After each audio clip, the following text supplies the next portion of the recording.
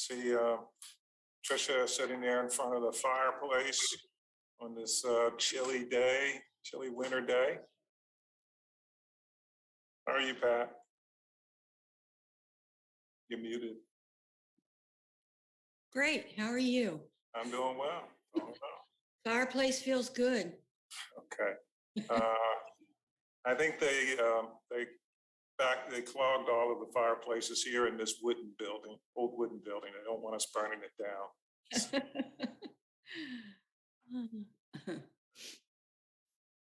See, we have a lot of people on.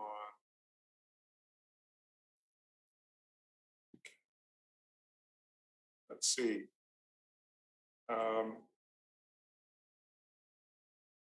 Guess I can't tell. Looks like we have 27 people on. I guess most people are on at this point. Probably were waiting on me. All right. Let's start. Thank you. And good afternoon and Happy New Year to everyone. I just want to, before I get started or go too far, I want to say I'm going to be jumping off the meeting and then coming back because there was a cabinet meeting that was scheduled after we had already scheduled this meeting. So I'm going to jump off just to make a cameo to the cabinet meeting, say greetings to folks over there, and then I will come back. But I just want to say this is, of course, the first meeting of 2022, and that's why I said Happy New Year to everyone of our commission to study mental and behavioral health here in Maryland. Unfortunately, we're doing this back virtually, given the surge in COVID cases around the state. I hope all of you are staying safe and COVID-free. And even, I should point out the flu. New Year's Eve and New Year's Day, but maybe 2 days before New Year's Eve, I came down with the flu. You know, all these people getting COVID. I get the seasonal flu. I guess it shows that I'm just an ordinary, regular person. But with regard to COVID, and I did have a flu shot, and maybe because of the flu shot, I didn't have, major symptoms, just a little chills, more lethargic than anything else, and lack of an appetite, which wasn't bad. I lost about 6 pounds, which I was trying to lose a couple of pounds anyway, but I probably already gained them back. But back to COVID, our next couple of weeks we think is going to be critical in terms of our race against these variants. Of course, Omicron is now the predominant variant here in Maryland. We're currently under a 30-day state of emergency that is primarily to allow the state to take some urgent short-term efforts, particularly as it relates to our hospital utilization, because we have, at this point, more than 3,000 people hospitalized that are COVID patients. And, the data from our testing partners, as I mentioned, is showing that Omicron is the dominant strain at this point. We do still have Delta around, and anecdotally, some of the patients who seem to stay in the hospital longer are the Delta patients. So hopefully we'll see that process change and maybe free up some beds. I'm hopeful. I'm always the optimist. But I can't stress enough, and I think with this group, it's probably preaching to the choir that we all need to get vaccinated. Somewhat 62% of our individuals who are hospitalized are not fully vaccinated. And it has been overwhelming our hospital system, our first responders, and increases the staff requirements. And, of course, while the vaccinations won't stop you from getting COVID, we know that the symptoms are less severe and you're less likely to be hospitalized and potentially die. And so, but we are really encouraging people that if you've gotten your Pfizer or Moderna vaccine within the last 5 months or longer, not within, but longer than 5 months or longer that you get the booster shot. If it's been 2 months and you received a J&J, you should get a booster. Only 2% of those individuals with COVID who've been hospitalized also had boosters. So the boosters are making a difference. And we're encouraging employers to offer paid time off so people can get either vaccinated or get their boosters. Of course, another tool is testing, COVID testing, and there are trying to get people not to go to the emergency rooms seeking COVID tests. There are many places that you can get testing, and we're standing up facilities. Some of them are hospital-based, not in the emergency rooms. They're on the hospital grounds.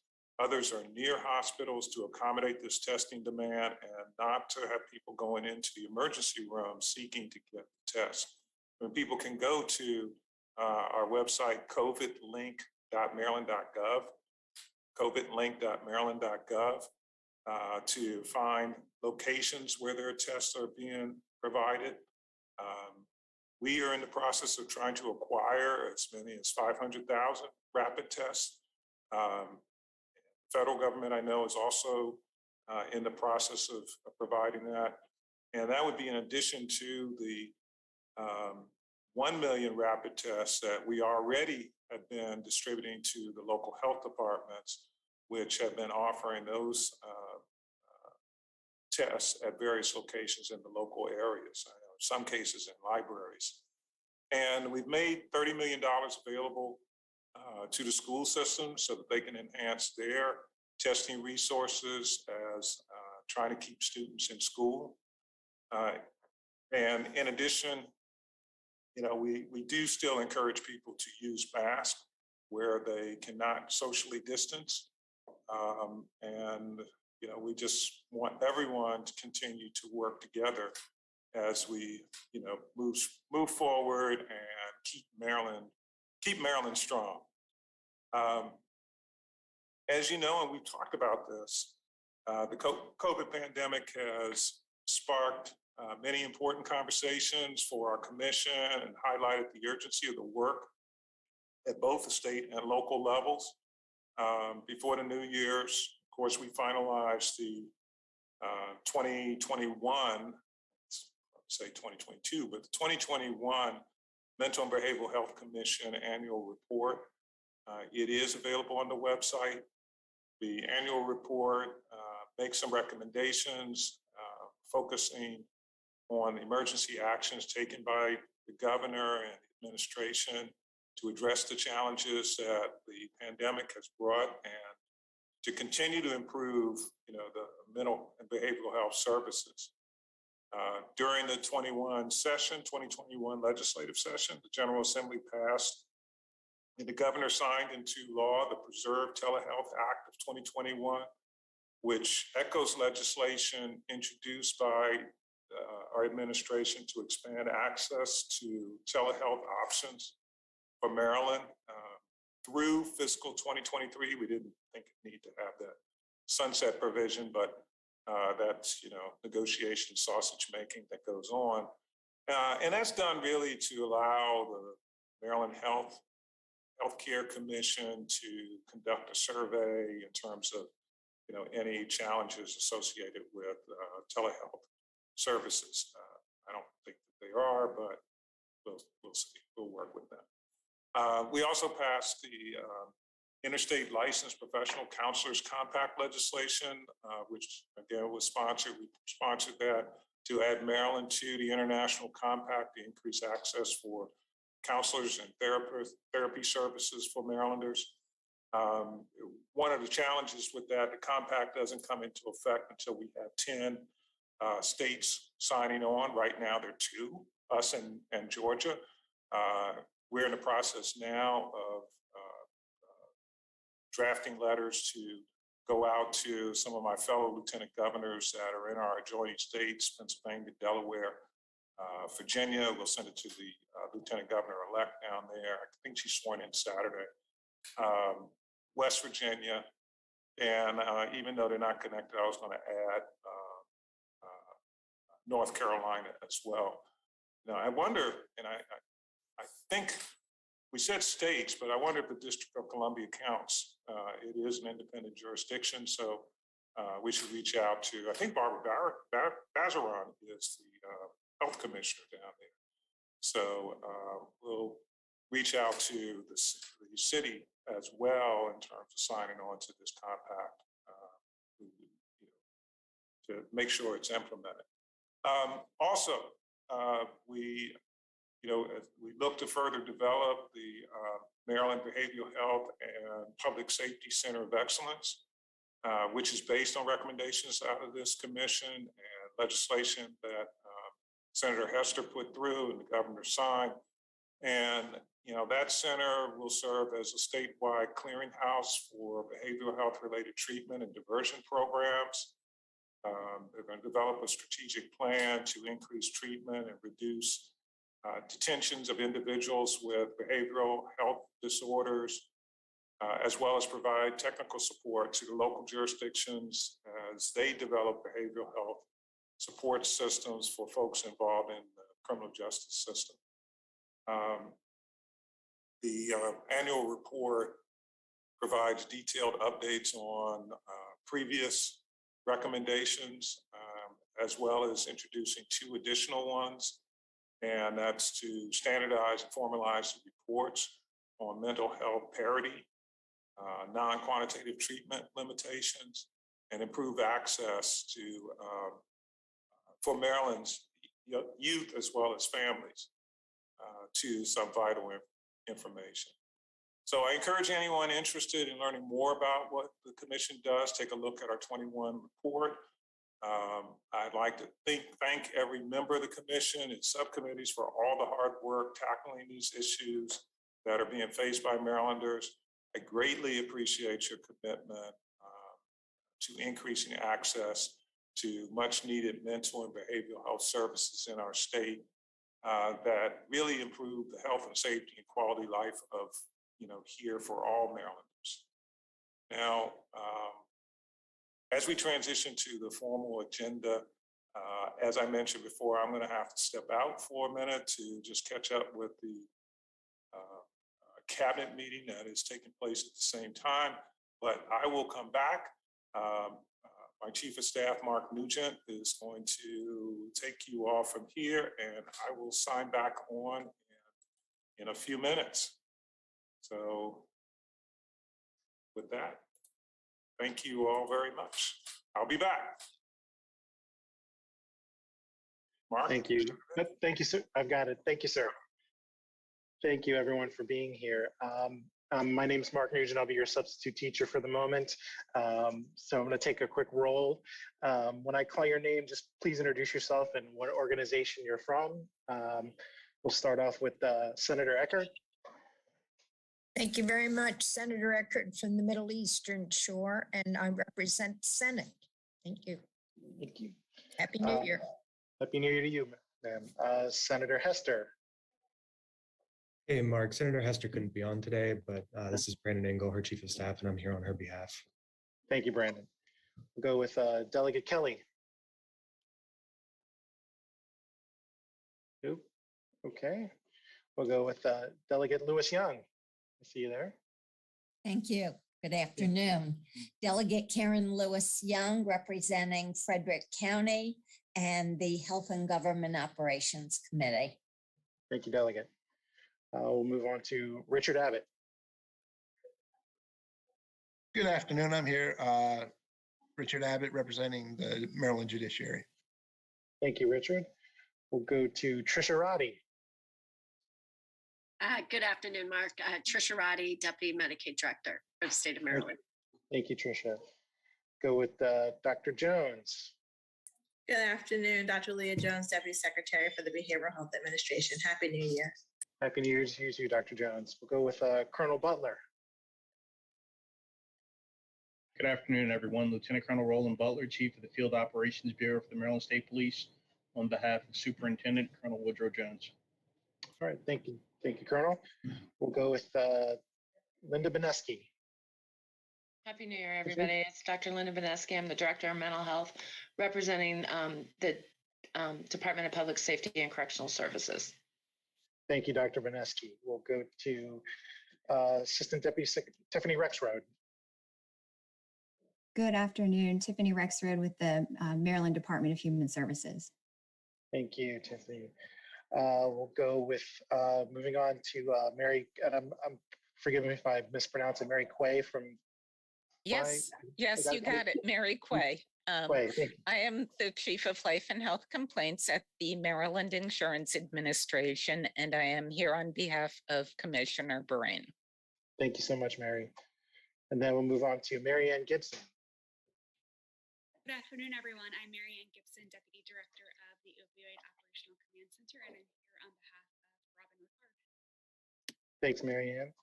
And we'll go to Christian Mealy. Good afternoon. Happy New Year. Christian Mealy, representing the Maryland Department of Disabilities. Thank you, Christian. Okay, then we'll go on to Mary Gable. Good afternoon. I'm Mary Gable, Assistant State Superintendent for Division of Student Services, and I'm representing the Maryland State Department of Education and Superintendent Choudhury. Thank you. Thank you, Mary. Happy New Year. Okay, we'll go to Barbara Allen. Yes. Happy New Year and a great 2022 to all. Barbara Allen, I'm the Executive Director of James Place. We're a nonprofit. And I'm also the chair of the Howard County Opioid Crisis Community Council. Glad to be here. Thank you, Barbara. And then we'll go on to Pat Maniszewski. Hi, everyone. I'm Pat Mediszewski, family advocate and a registered nurse. I'm a public member. Thank you, Pat. And next on to Dr. Tripiani. Good afternoon, everyone, and Happy New Year. And I'm Dr. Tripiani, Associate Medical Director from Mid-Atlantic Permanente Medical Group. Thank you, Doctor. Up next is Carrie Cho. Hi, everybody. I'm Carrie Cho, CEO of Cornerstone Montgomery, a behavioral health nonprofit in Montgomery County. Thank you, Carrie. Serena Eckwood. Hello, everyone. Good afternoon. My name is Serena Eckwood. I'm with NAMI, Prince George's County, and I'm a family advocate as well. Thank you, Serena. And finally, Kimberly Watts. Hi, I'm Kimber Watts. I'm a community member. I also happen to be an attorney with the Office of the Public Defender in the Forensic Mental Health Division. Thank you so much.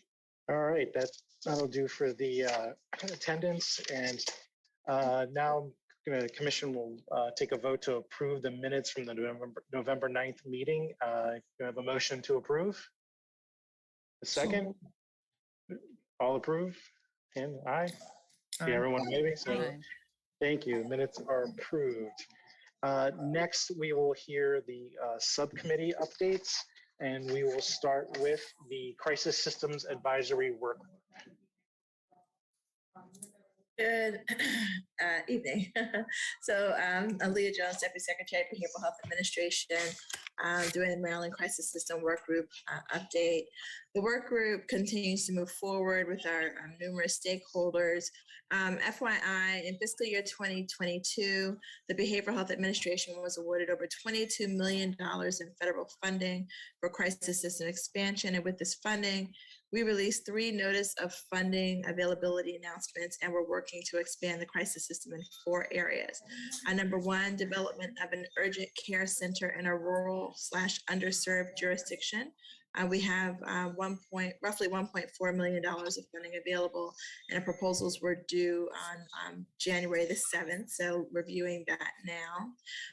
Number 2 is expansion of peers and urgent care centers, and we have 5 counties that were selected for this grant funding: Frederick, Hartford, Howard, St. Mary's, and Worcester, with a total funding of $1.9 million.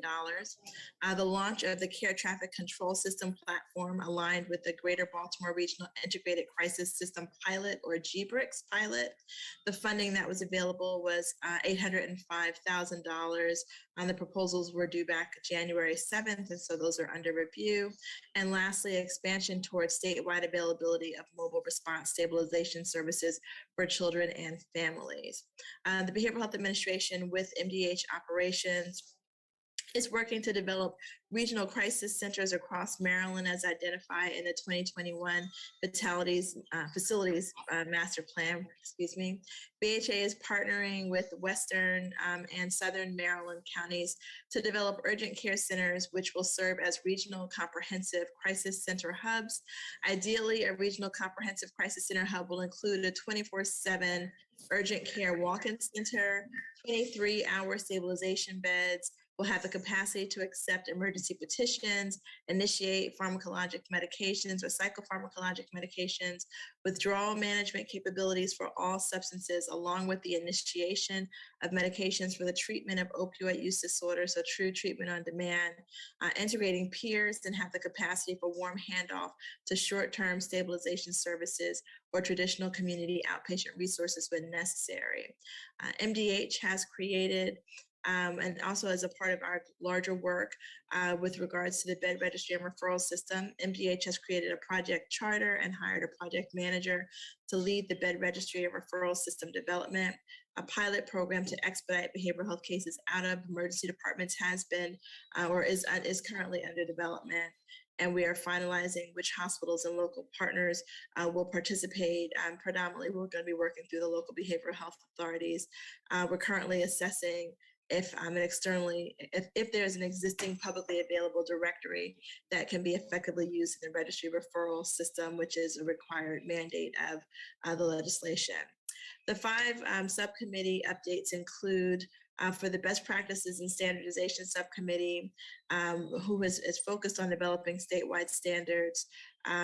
They have created draft definitions for the crisis system for different crisis services, and these definitions will be incorporated into the work with the Medicaid administration to create COMAR regulations for mobile response crisis teams and peer recovery specialist services. This will shift crisis services into the fee-for-service system and expand the peer recovery specialist workforce. The Data Infrastructure and Dashboard Subcommittee completed a crosswalk of various crisis screening tools, and we landed on the Crisis Assessment Tool, or CAT, for statewide use and will be implemented with mobile response crisis teams, crisis stabilization centers, and urgent care centers. The department has compiled a comprehensive list of crisis service data indicators and performance metrics that are currently under review by the Data Subcommittee. And the subcommittee is assisting with prioritizing the measures and will recommend a core set of measures to be used statewide across the state for all crisis services. Give me 1 second.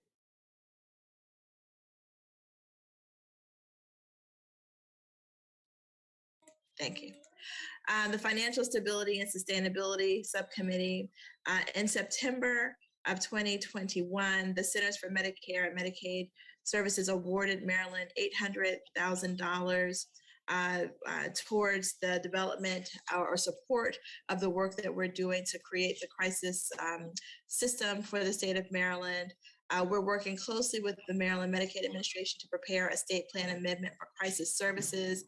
This SPA will integrate community-based mobile crisis and peer recovery services into Medicaid programs. And this is a critical component of establishing a sustainable and public health focused crisis system. Our Children, Adolescents, and Young Adult Services Subcommittee is working closely with the University of Maryland School of Social Work and the School of Psychiatry on developing and implementing the National Best Practices Mobile Response and Stabilization Services, or MRSS model, as well as developing and implementing the training, assessment, data collection tools necessary to stand up and maintain this high fidelity model. Current progress has included completion of a survey of child crisis and stabilization services across Maryland. The survey reached counties and individual providers of mobile crisis and stabilization services, and it provides a landscape analysis of funding and comprehensive overview of crisis services funded by or provided by non-MDH partners, such as DHS and county-funded programs across the state. Additionally, CAIS has identified a uniform screening and assessment tool and established a universal data collection element. And on January 28th of this year, will be the first in a series of statewide quality improvement learning collaboratives. Will begin the broader rollout of this robust MRSS model, which will really change the way that we manage crisis systems for youth in the community. And lastly, the 988 Integration Subcommittee. So BHA and the 988 Coalition completed the report due to Vibrant on the steps needed for readiness to manage increased lifeline call volumes due to the transition from a 1-800 number to 988 in July of 2022. The report identified 3 core areas of focus, which were funding, capacity, and collaboration. And as a result of this work, BHA has identified 2 immediate sources of funding to support the call centers, one of which is ARPA, and the second would be funds through a newly released SAMHSA grant application for the 988 workforce, which is due January 31st of 2022. And we've also applied for and received 2 grants to support workforce competence among crisis call centers and other crisis services. And that ends my report. All right, thank you, Dr. Jones. We have the Lieutenant Governor back. Governor, we just finished the first subcommittee update with the Crisis Systems Advisory Workgroup. Okay. You can continue to go through. Okay. Okay. All right. Up next is Youth and Families. Good afternoon again, Lieutenant Governor, Chief of Staff, and members of the Commission. I'll be giving a report for the Youth and Family Subcommittee. So at present, the Youth and Family Subcommittee is focused on 3 core recommendations that we've put forward. Recommendation 1 would see MDH develop a multi-year plan to increase the number of crisis stabilization beds for individuals who are duly diagnosed with an intellectual or developmental disability or substance use disorder and a mental health disorder, with particular attention being paid to Maryland's youth population. Recommendation 2 is to ensure the unique needs of Maryland's youth and families populations are considered and included in all of our ongoing statewide and regional crisis response efforts and expansions.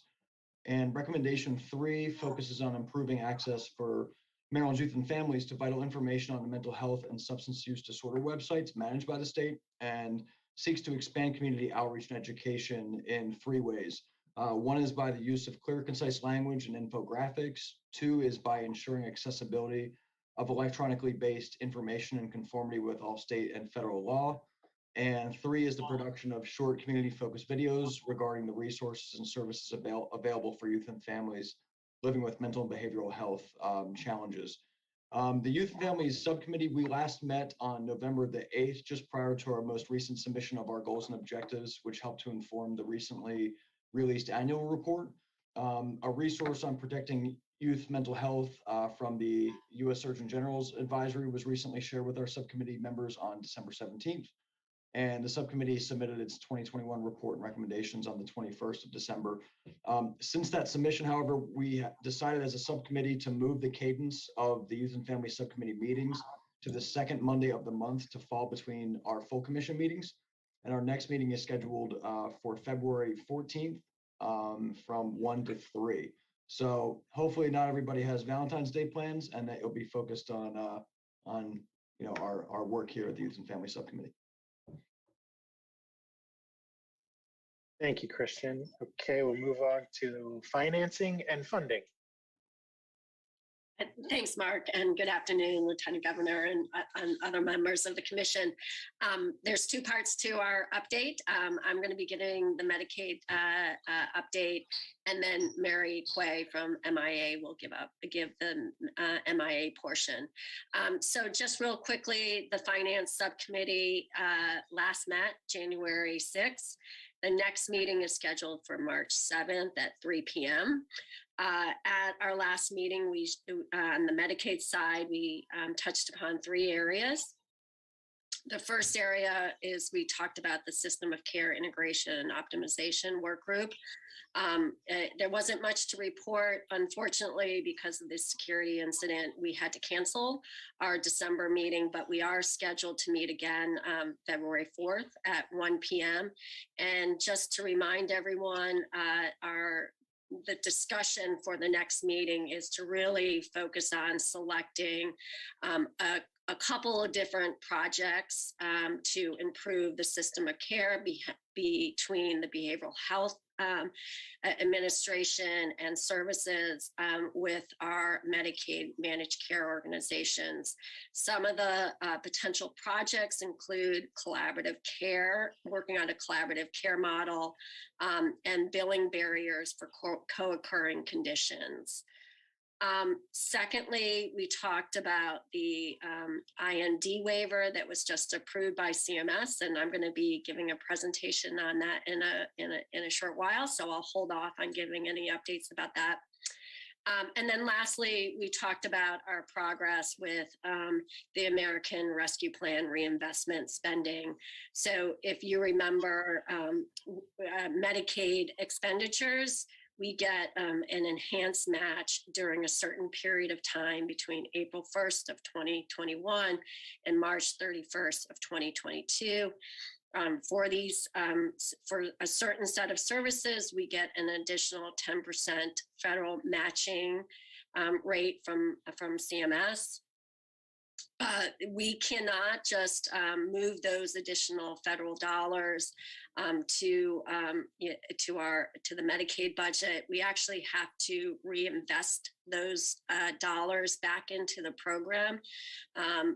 So we, if you remember, we implemented a rate increase for behavioral health providers starting November 1st. They received a 5.4% rate increase. And again, this was a result of the additional federal dollars that we've received under ARPA and the requirement to reinvest those dollars back into the program. We still have 25% of the 10% match that needs to be reinvested back into the program. We did a stakeholder process. We have a number of stakeholders submitted comments to us, and we're in the process of reviewing those with the Behavioral Health Administration, and we will be selecting a few of those.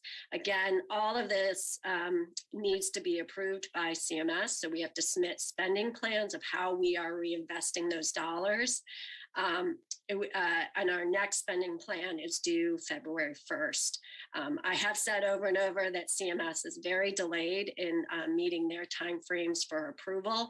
But again, we'll keep you posted on those discussions and activities, but our next spending plan is due February 1st. And with that, I'll turn it over to Mary Quay. Thank you, Trish.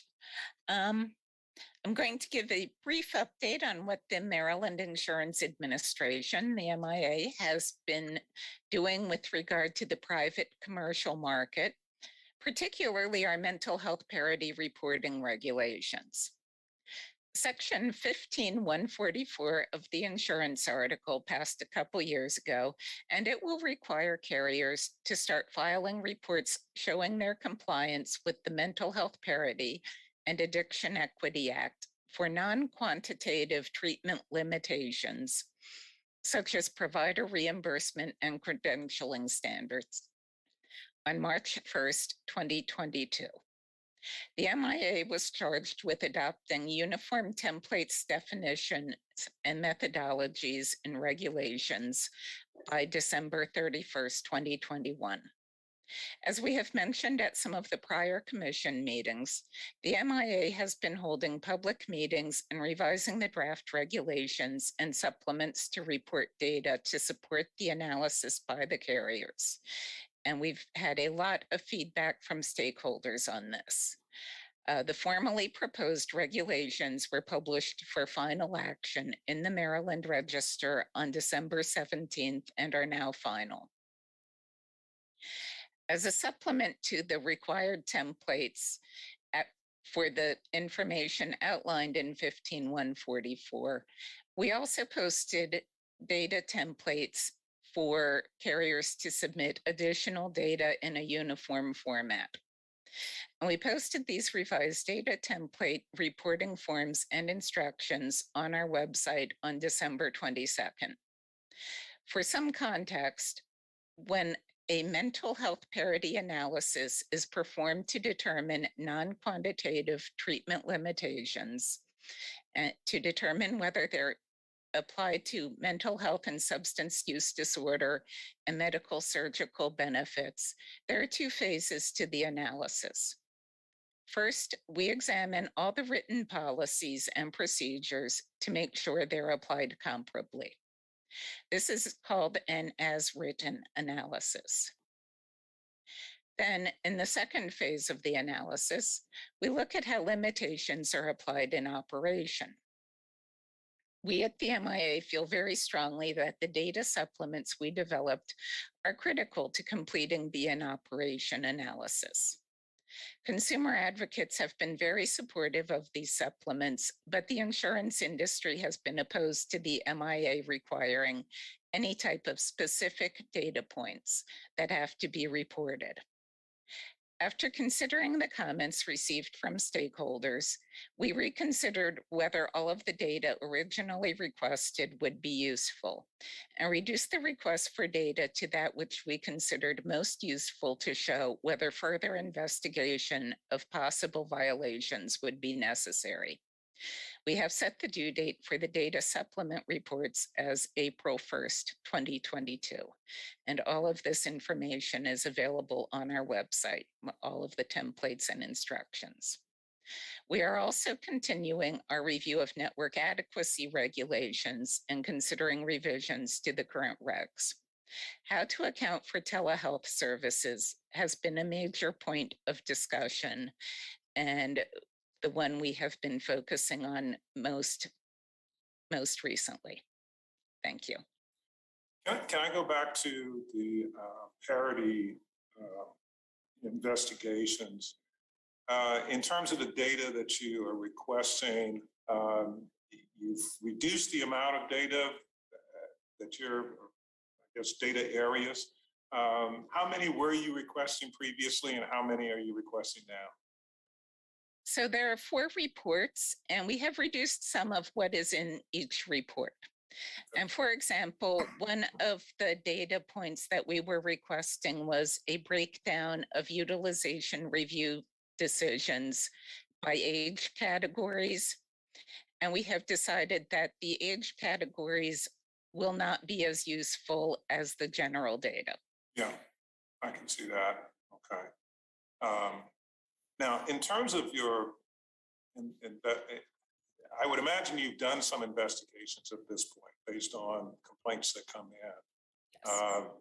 What has generally been the case, and you don't need to disclose who's been found in violation and who hasn't, but generally, are you finding that there are some violations of the statute out there? We are conducting investigations now of complaints where we may end up finding violations. As a background to this, for many years, the Department of Labor has had guidelines for companies to do a self-compliance analysis. And it was with last year's Consolidated Appropriations Act at the federal level that this kind of analysis became mandatory. And so that took effect at the beginning of 2021. And so that really gives us an important tool for requesting a full analysis and to say what has to be in it. I mean, 15144 was passed before the federal law took effect, and it will be very important. But the federal law in terms of complaint investigations has been very helpful because it has given us a tool to say, you must have this report. The federal law says state regulators can request it and it has to be handed over. So we have something to rely on to say, we have a complaint on this topic and you need to give us your analysis for you prepared for the federal law. And we are completing reviews of some of the ones that we have received. Okay. All right. Thank you. Thank you very much. And last but not least, we'll move on to public safety and justice system. Yeah, good afternoon, everyone. As I mentioned a few minutes ago, my name is Brandon, and I'm here to present briefly on Senator Hester's behalf for the Criminal Justice and Public Safety Subcommittee. We last met in December, and the discussion primarily focused on figuring out how our work will continue this year. And while no decisions have been made yet, we have made substantial progress in constructing the most efficient and effective position to our process to formalize our position as an advisory group for mental and behavioral health issues. We expect to have one more subcommittee meeting to work out the final plans, the composition of the group, as well as the best ways to mobilize and implement funding for the Center of Excellence. And I believe that this meeting will be held on the second Tuesday of February and led by Dr. Beneski, since the legislative session begins tomorrow at noon. In discussions of the board's composition, we're striving to include people from a variety of stakeholder positions, including consumers of service, court defense, and prosecution to advise the Center of Excellence. Consumers of service are often overlooked, so we believe that including them is crucial.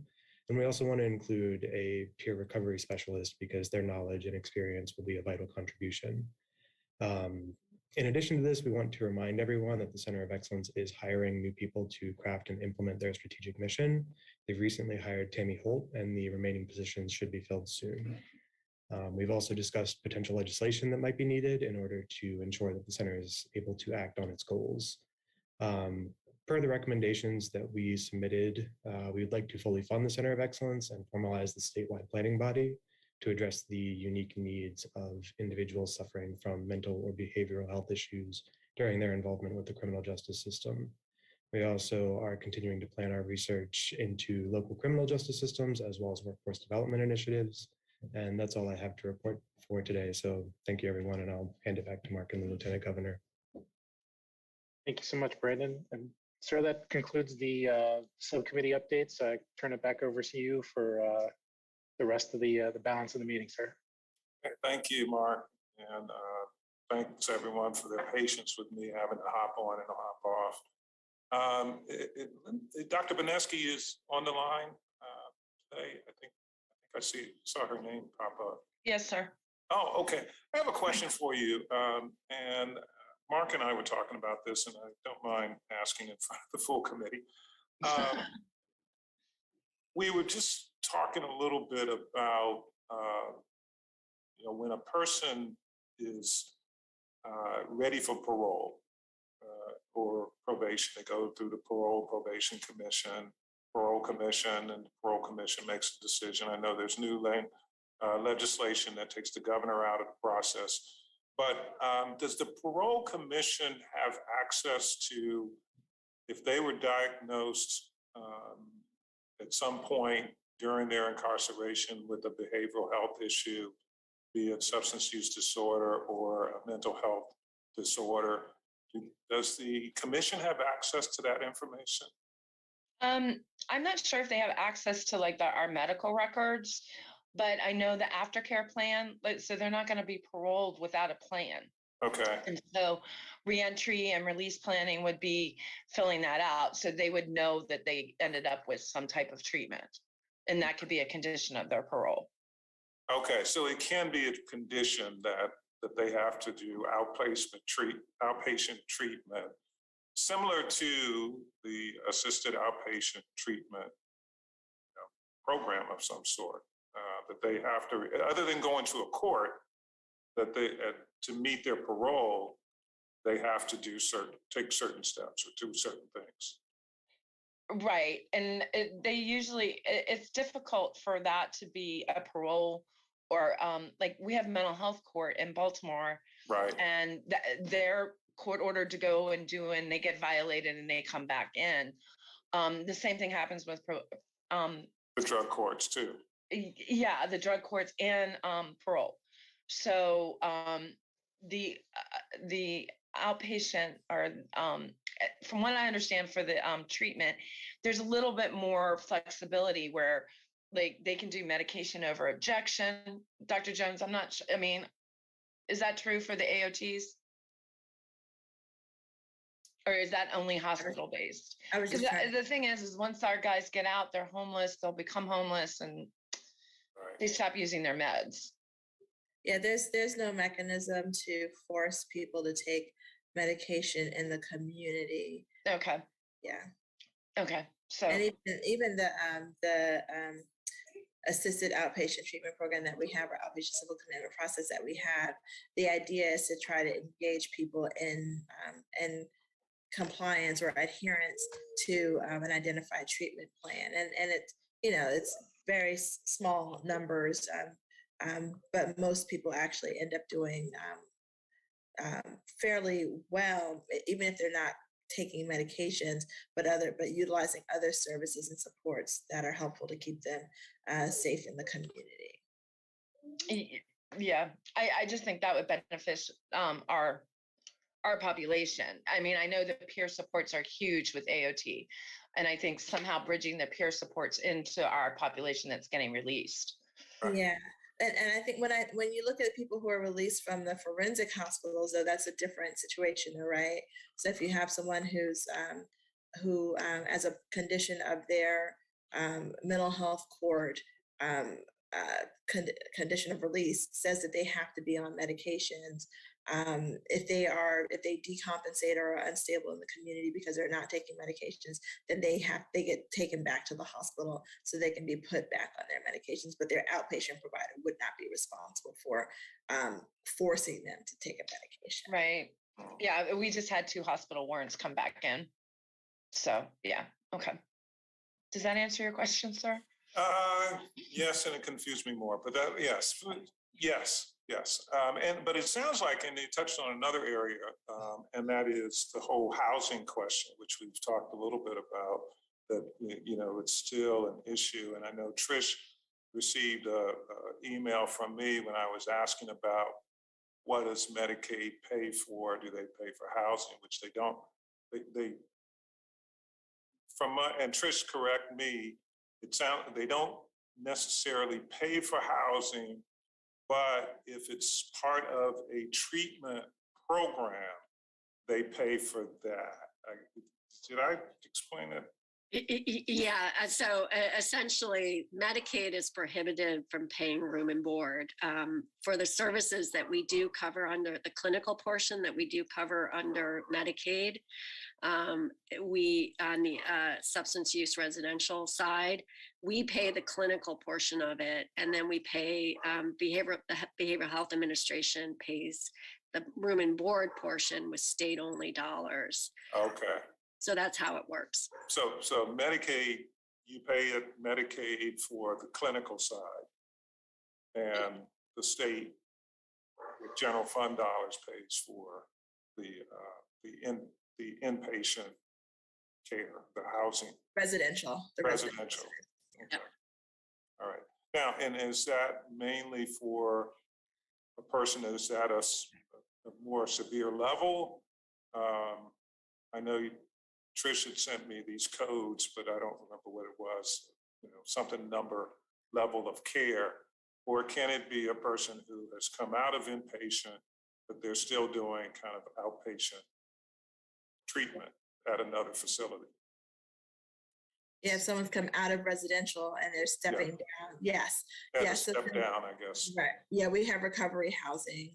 Now that's entirely paid through state dollars on the Maryland Recovery Net housing program of sorts. It's not really a housing program, but it's temporary housing for people who are transitioning back into the community after completion of a substance use residential program, or someone who comes from the community who needs that housing and a connection to recovery treatment services so that they can maintain whatever future housing it is that they move on to next.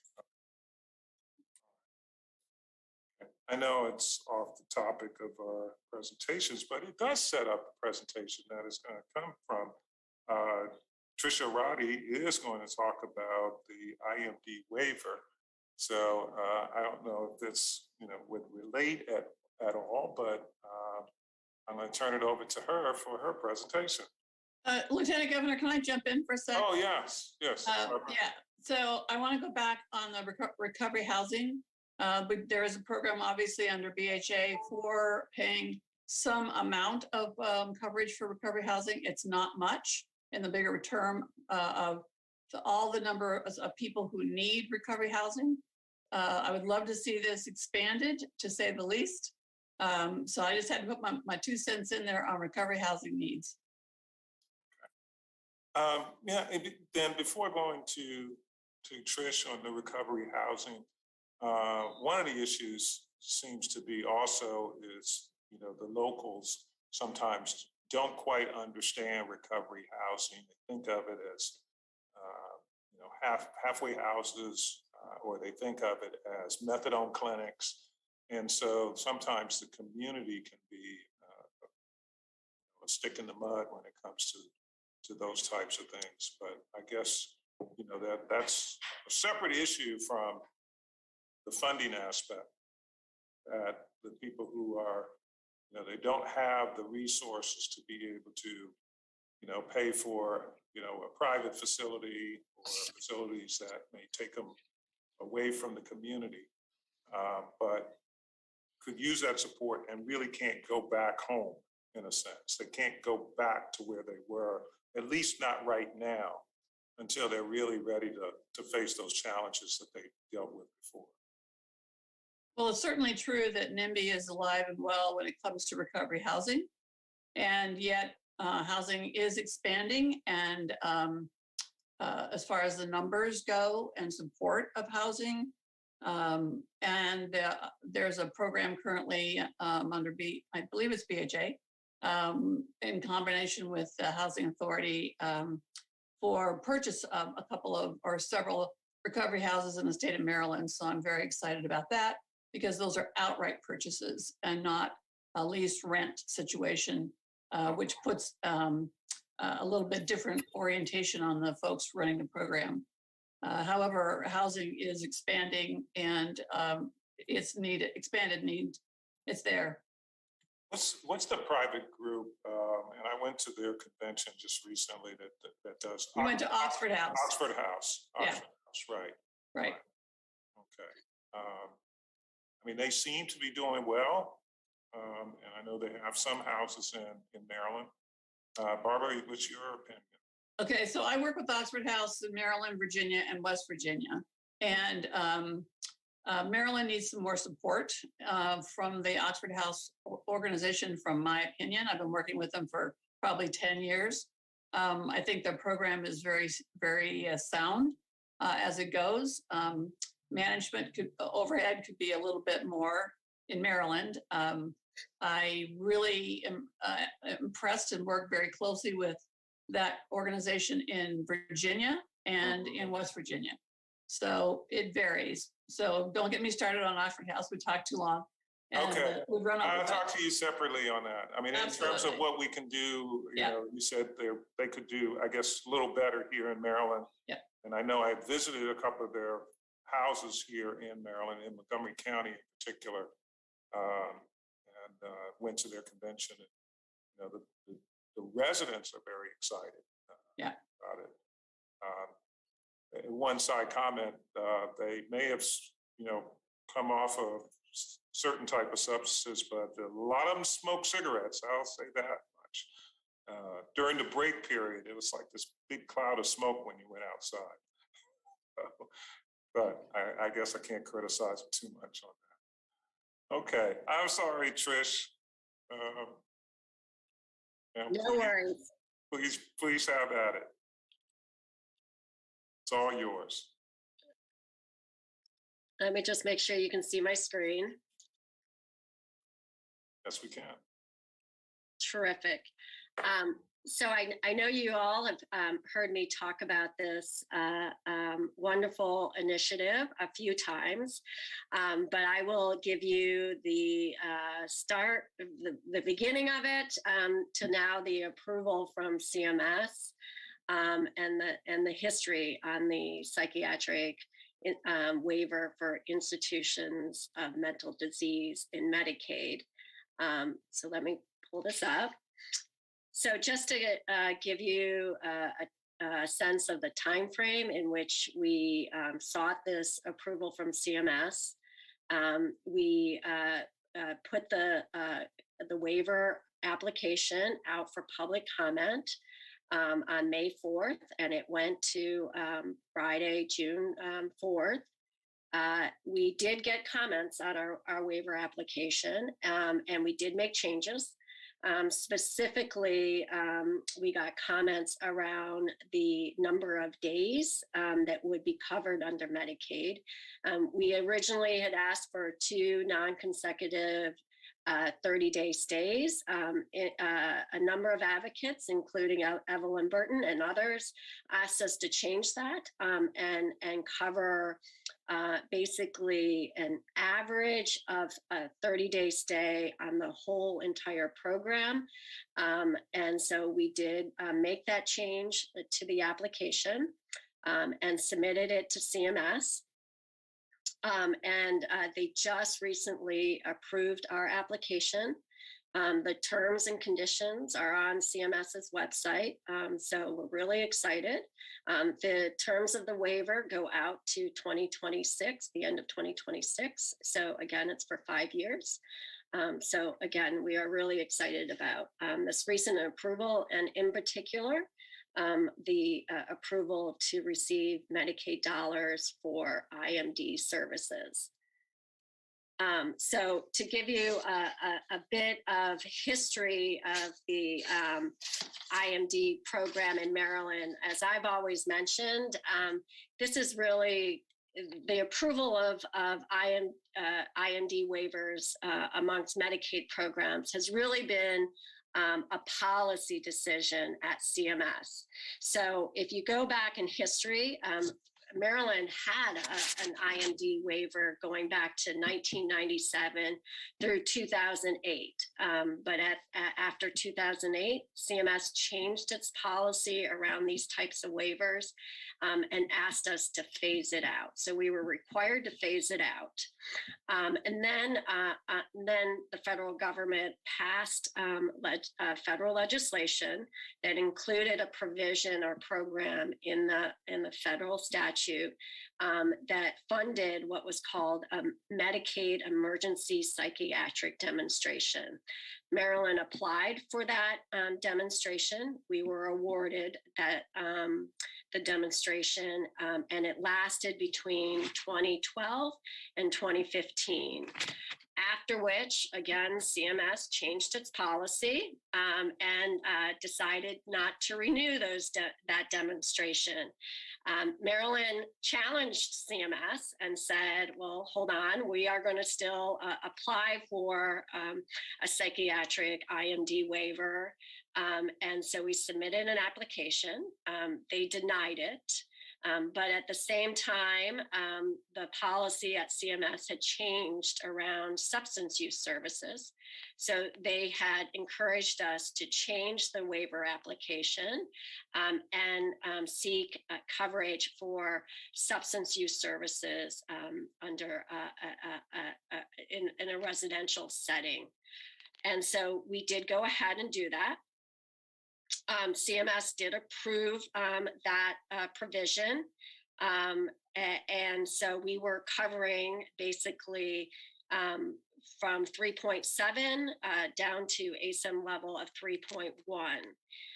So again, we went ahead based on stakeholder comments, and when we had to renew the most recent health choice program, we did include a provision that asked for Medicaid funded coverage for adults between the ages of 21 to 64 who were receiving services in what's called a psychiatric institution for mental disease.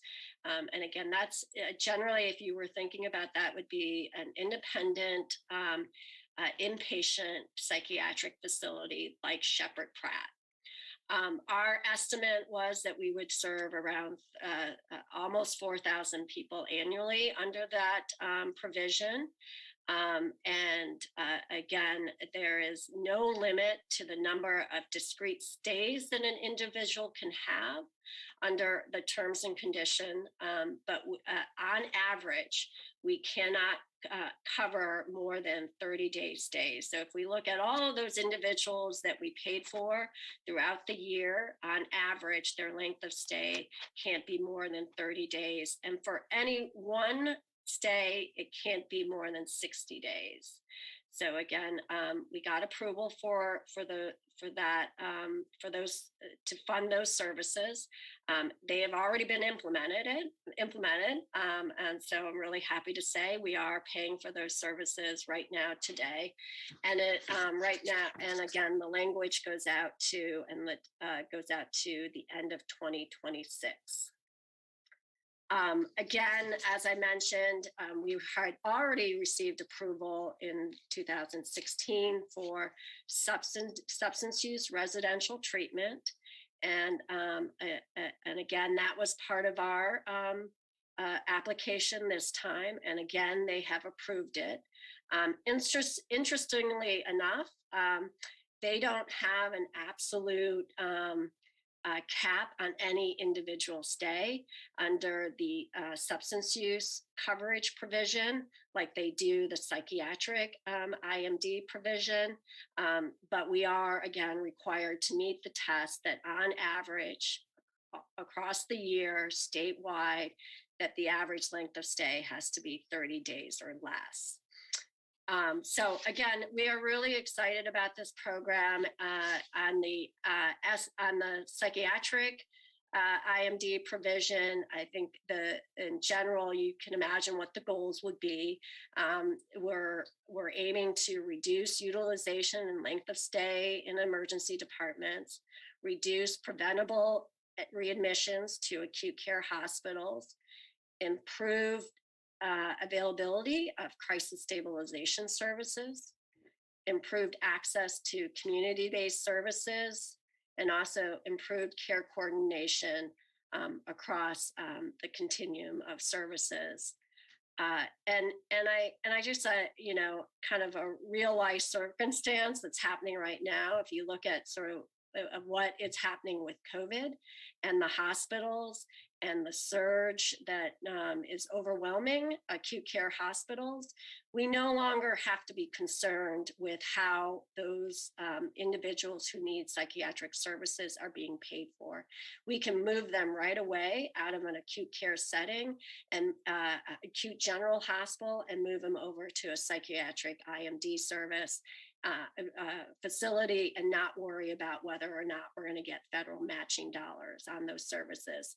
So again, it's not that Medicaid didn't cover those services previously, or that level of medical necessity.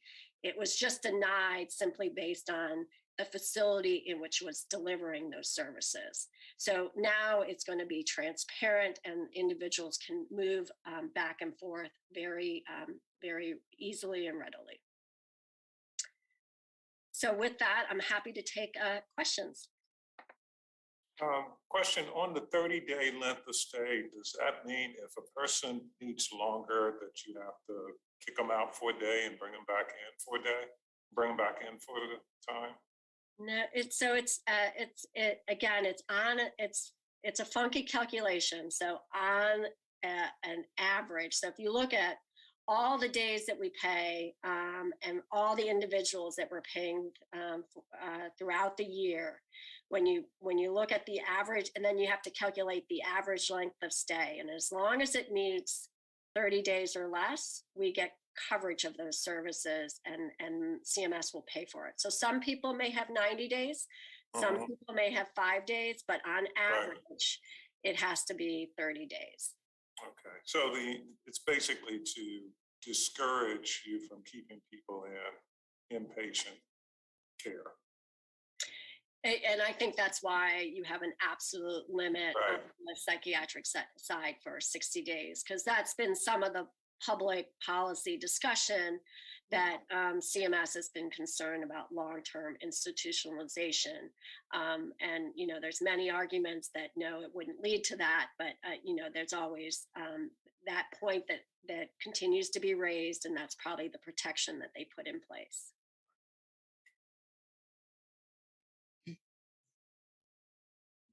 Senator Ecker? Thank you very much, Tricia. This has just been in effect for a short time, but have you already seen, or do we have numbers of clients who've been brought to the ER And has there been expedited, I guess, transferred to service right away? I mean, have we seen that outcome realized yet, or is it too soon?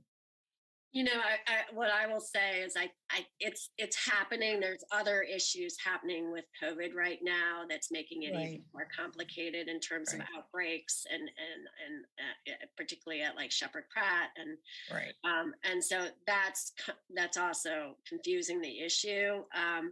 But in terms of, you know, being able to move someone, if that is available, we no longer look or are concerned about that funding.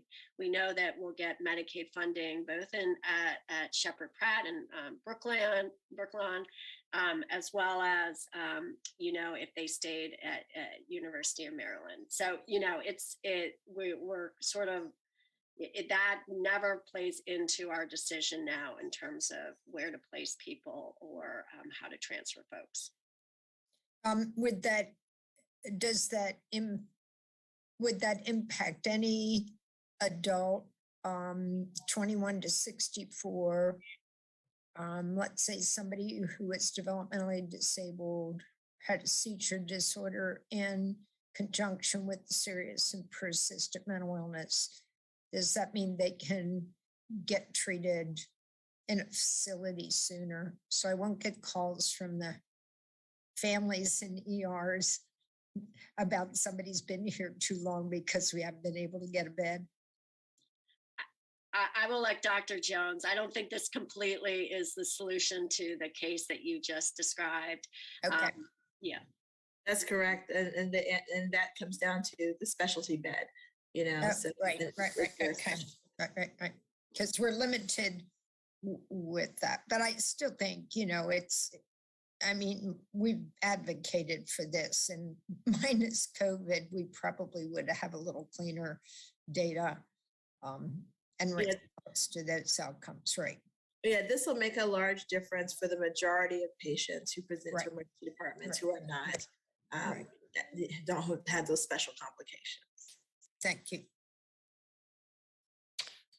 Tricia. Hi. Hi.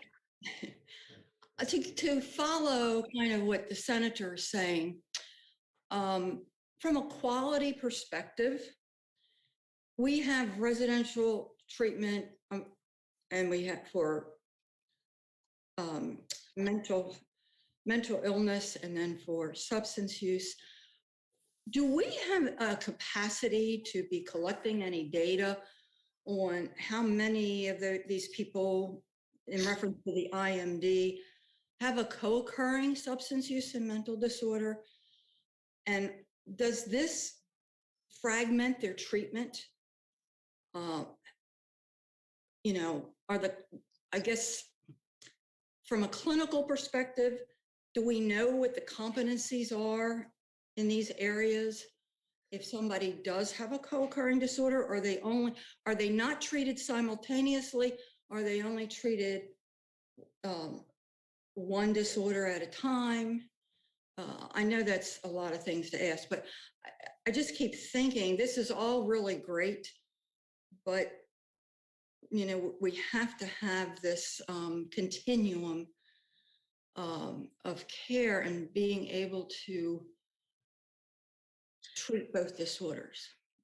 So I'll also let Dr. Jones comment on this. I do know that when we used to, prior to this, we had permission to cover individuals in psych IMDs that had a primary substance use diagnosis. And we worked that out with Shepherd Pratt. So I do know that those services are covered for co-occurring conditions.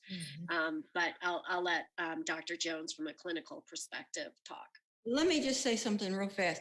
So that's one of our problems right there is why is there a primary diagnosis? Why for people with co-occurring don't we have a diagnosis that includes both? And again, sometimes funding drives poor treatment. You know, I'm sitting here listening even with the funding stuff. I mean, our funding is so fragmented. We don't have an integrated funding system. And I think that would help too to drive better treatment. But I knew this was going to go to Dr. Jones. Okay. So with regards to treating patients who are people who have dual diagnosis, integrated care is the normative way that people who have behavioral health conditions are managed these days.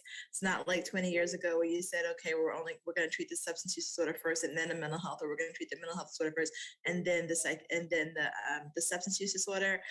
So if you're talking about an inpatient unit, there's the huge, I would say the majority of people who are admitted to an inpatient psychiatric unit, or at least close to majority, have some secondary or other substance use disorder, either active or in the past. And so all of these units are equipped to manage people who have a dual diagnosis. Now, some facilities, namely Shepherd, has a dual diagnosis unit. Actually, they have two, one at their Towson campus, and I believe they have a dual diagnosis unit at the new Elk Ridge facility. I could be wrong about that, but they certainly do have specific dual diagnosis units. But all the acute care units across the state manage both the SUD as well as the primary mental health diagnosis, if you will, as a standard part of care.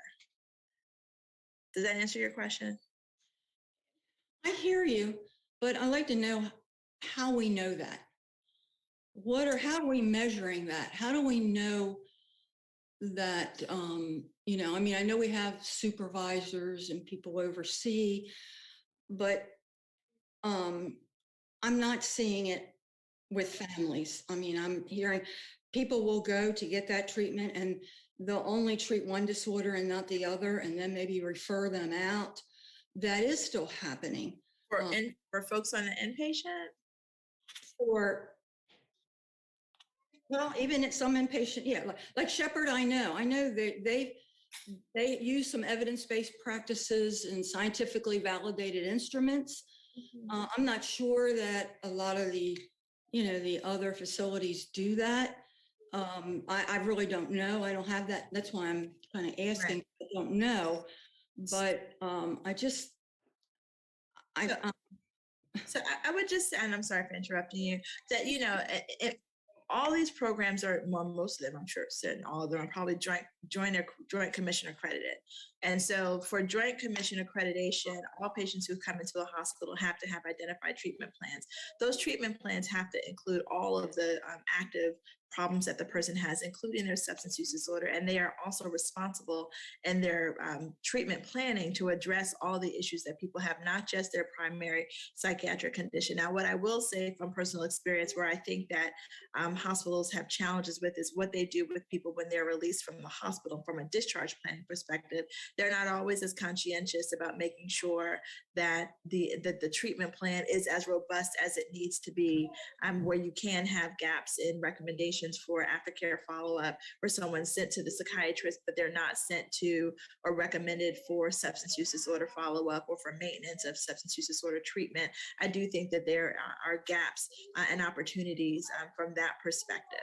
So, and I think that what we're certainly trying to do is to get to a place where we are closing those gaps. And so part of that is making sure that providers have access to the supports that they have and how to manage people who have substance use disorders if they don't have that skill set. So we have the Maryland Addiction Consultation Service, which provides support not only for people who are in the outpatient setting about managing people who have substance use disorders in primary care environments, but that's also a resource that can be utilized by inpatient providers as well, if they have concerns about how to manage people who have substance use disorders on the inpatient side. But our focus is, and certainly should be, on making sure that all of those needs are being addressed. So I certainly, so from that perspective, I could certainly see where your concern could be, Patricia.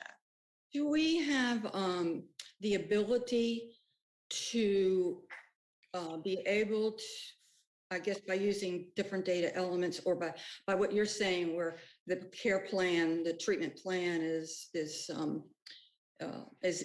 supposed to be provided, or however the process works.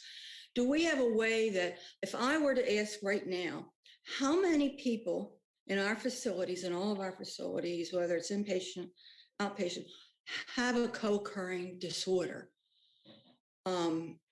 are we counting them? Because my feeling is if we don't count them, they don't count.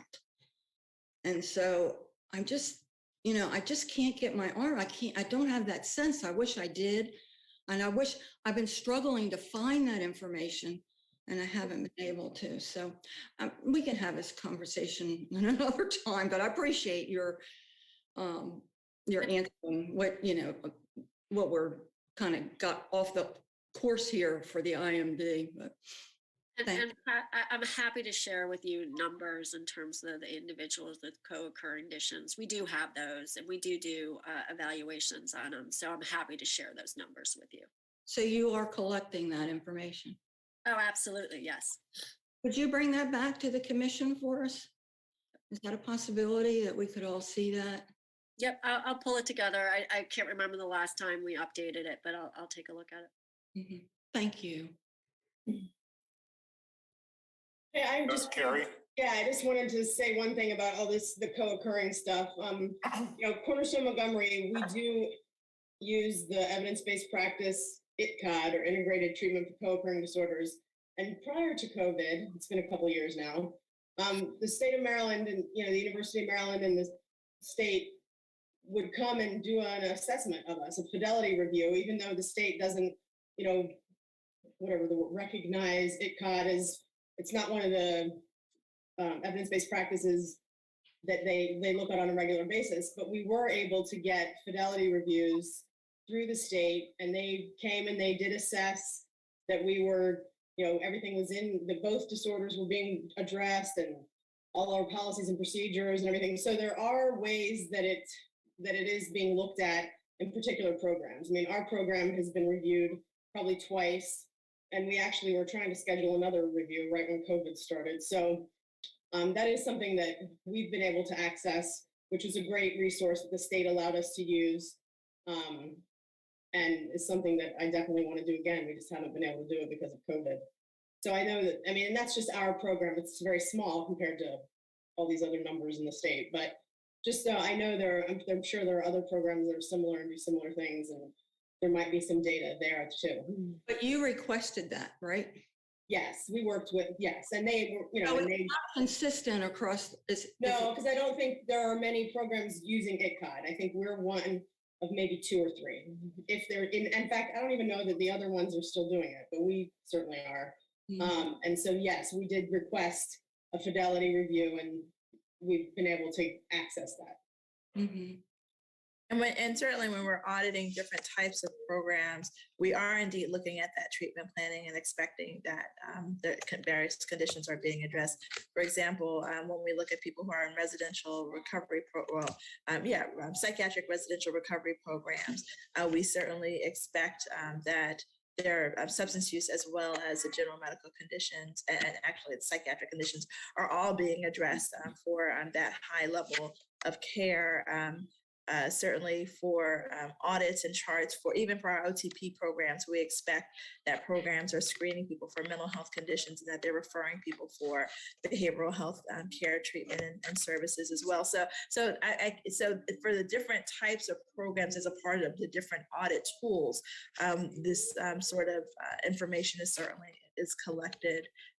So there isn't any one thing that we do because we have so many different types of programs. We can't do it one particular way. So you're saying it's the expectation, not the exception? It's the expectation. That is correct. It is the expectation. Now, I'm not saying that that everybody does it, but it certainly is our expectation that all of the needs of the person that's under care are being identified and addressed. Okay. Thanks. Okay. If there aren't any other questions on presentation or other general points of interest, we'll move on to the public testimony.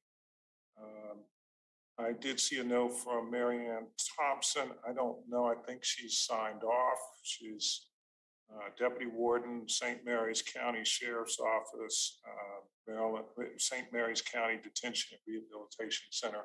So I think she's submitting or will submit, we'll reach out to her with testimony and maybe ask her if she wants to come on the next meeting. So I'll go to the list, the remainder of the list. Carl Di Lorenzo. Carl, you're muted right now. Hi, good afternoon. This is Carl Di Lorenzo. I am the policy director with the Howard County Executive's Office. Happy to be present here.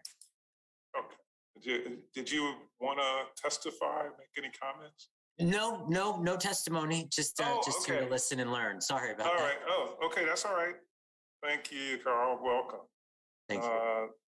Liz Montana. Correct. Hi. How do you pronounce your last name? It's actually Montaner. Montaner. I'm sorry. Right.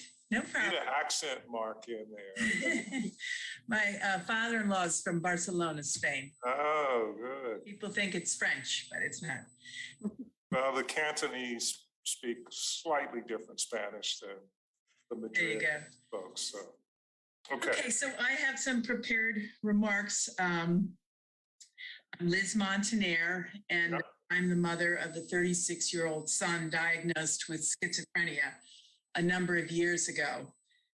The definition of the danger standard proposed by BHA in the final stakeholders work group will not enable hospital treatment for my son if he has another psychotic break, because it does not have a psychiatric deterioration standard, does not clarify that the standard need not be imminent, and does not require consideration of pertinent history. It would not have eliminated the need for us to ask him to literally leave our home and be homeless in a vulnerable psychotic condition in the hope that he would then meet the danger standard. After college and before we chose to make him homeless, my son was clearly experiencing psychiatric deterioration with psychotic delusional thinking that anyone with or without training would recognize. His illness included a neurological deficit called anosognosia, which years later, even though he has finally been stabilized on medication, he still has anosognosia, i.e. lack of insight into his own illness. Prevented him from understanding that his thoughts were not reality-based and that he needed psychiatric treatment, and he refused to do so. The BHA proposed standard blatantly discriminates against those with psychosis by denying them hospital treatment. BHA acknowledges the extensive research that psychosis causes brain damage and reduced baseline functioning, but then comes to the illogical conclusion that psychosis is not a danger to self. It is. They chose to put their head in the sand, ignore the science, and recommend against a psychiatric deterioration standard, forcing families to make the excruciating decision to make their loved ones homeless to prove they are unable to meet their physical needs. BHA has chosen to ignore the recommendation of this commission that the definition should clarify that the standard of immediacy is insufficient.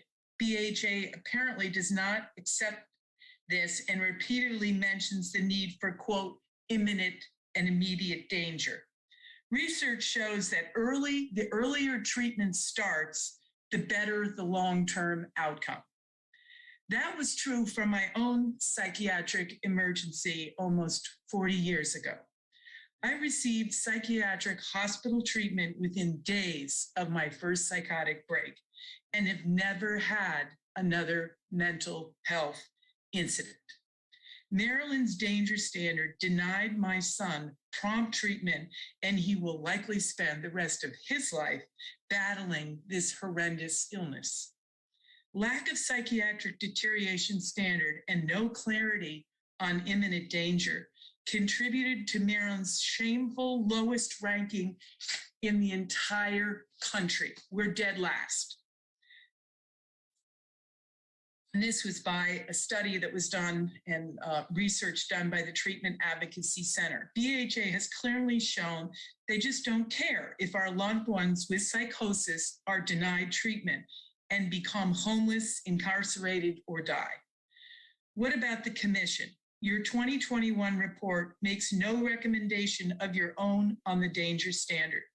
Will you follow the science and prove you care by recommending changes to the BHA proposed standard that include a psychiatric deterioration standard, make explicit that the danger need not be imminent, and require consideration of pertinent history to actually eliminate the barrier to treatment? Will the commission discuss it publicly and tell families what you recommend? I would appreciate an answer. Thank you very much. Thank you. I know that there's been a lot of work done at one of the, I think it's in the crisis work group, as well as in the public safety work group with regard to the danger standard. And I know it's been going through the regulatory process, as you mentioned, and there is concern, as you've expressed and others have. And I know I saw Evelyn Burton has stated on several occasions the concern with regard to the danger standard and psychiatric deterioration in particular. I thought that there was an attempt to at least make it a little bit more clear with regard to the danger standard as not just being an imminent threat. But I haven't looked back at the language that they proposed at this recently. But I thought there was an attempt to get away from that idea that it has to be an immediate and immediate step or immediate danger. So we can take another look at that, but thank you for your testimony. Well, and if I could just add, the only way we were able to get my son hospitalized was he ended up in New York, and they were able to get 3 evaluations very quickly. And the doctor specifically asked me, "Where are you from?" And when I said Maryland, he said, "Good luck." And they were able to get him hospitalized within about 24 hours. So we were just lucky that that's the direction that he ended up in. But I just worry for other families. Now, I know it's difficult to get them in front of a psychiatrist, but if I'm not mistaken, a psychiatrist can, and I'm not sure if it's one psychiatrist or it has to be confirmed by a second, that they can do an involuntary commitment if they determine that the person is a danger to self or others. And I don't think they have to utilize that immediate danger, imminent danger.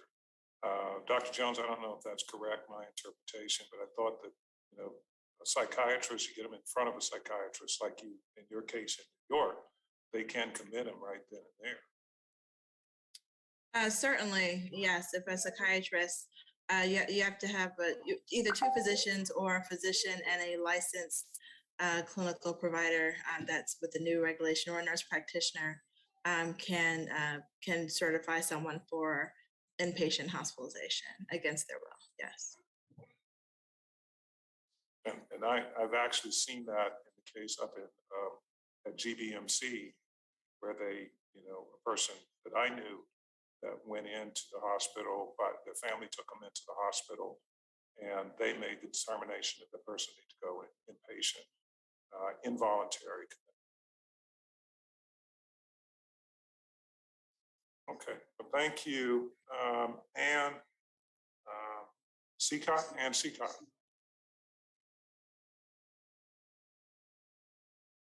Is Anne? There she is. I am here. I guess I signed up on the wrong list. I did not have public comments to make, other than to say Happy New Year to everybody. Happy New Year, Anne. Good to see you. Okay. Susan Villani.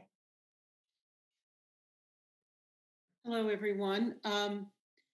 It's going to be a bit redundant with what Liz just said, but I'm going to go right ahead. And I did prepare, one-page written testimony, and I hope people will read that. I will speak to it so that I don't read it, although probably I'll read parts of it. First of all, I'm a family member, and I'm a recently retired board-certified child and adolescent psychiatrist with over 40 years of experience. While this is my first time testifying, it probably will not be my last, because I am very concerned about the laws in Maryland regarding access and treatment for those with chronic and persistent serious mental illness. I spent my entire career treating children and adolescents with chronic and persistent mental illness. And now, as a family member, for me to have to struggle to get my family member the treatment that she so desperately needs pains me beyond words. The first thing that needs to be done is addressing the inadequacy of the danger standard and how it's interpreted in the current involuntary treatment law.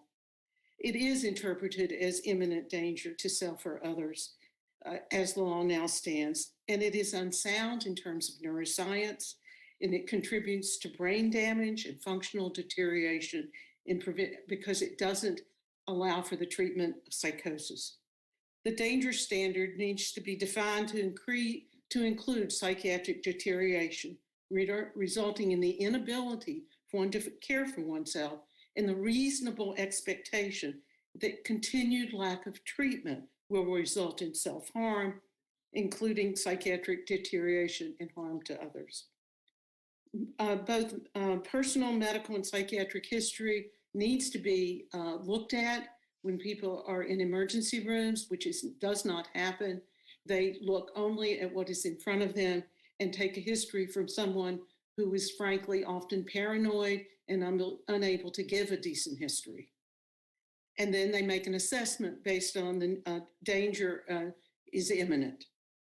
My family member's been ill for over 15 years, during which time she has done a progressive downward course in terms of ability to function independently, care for herself, and be a member in a community.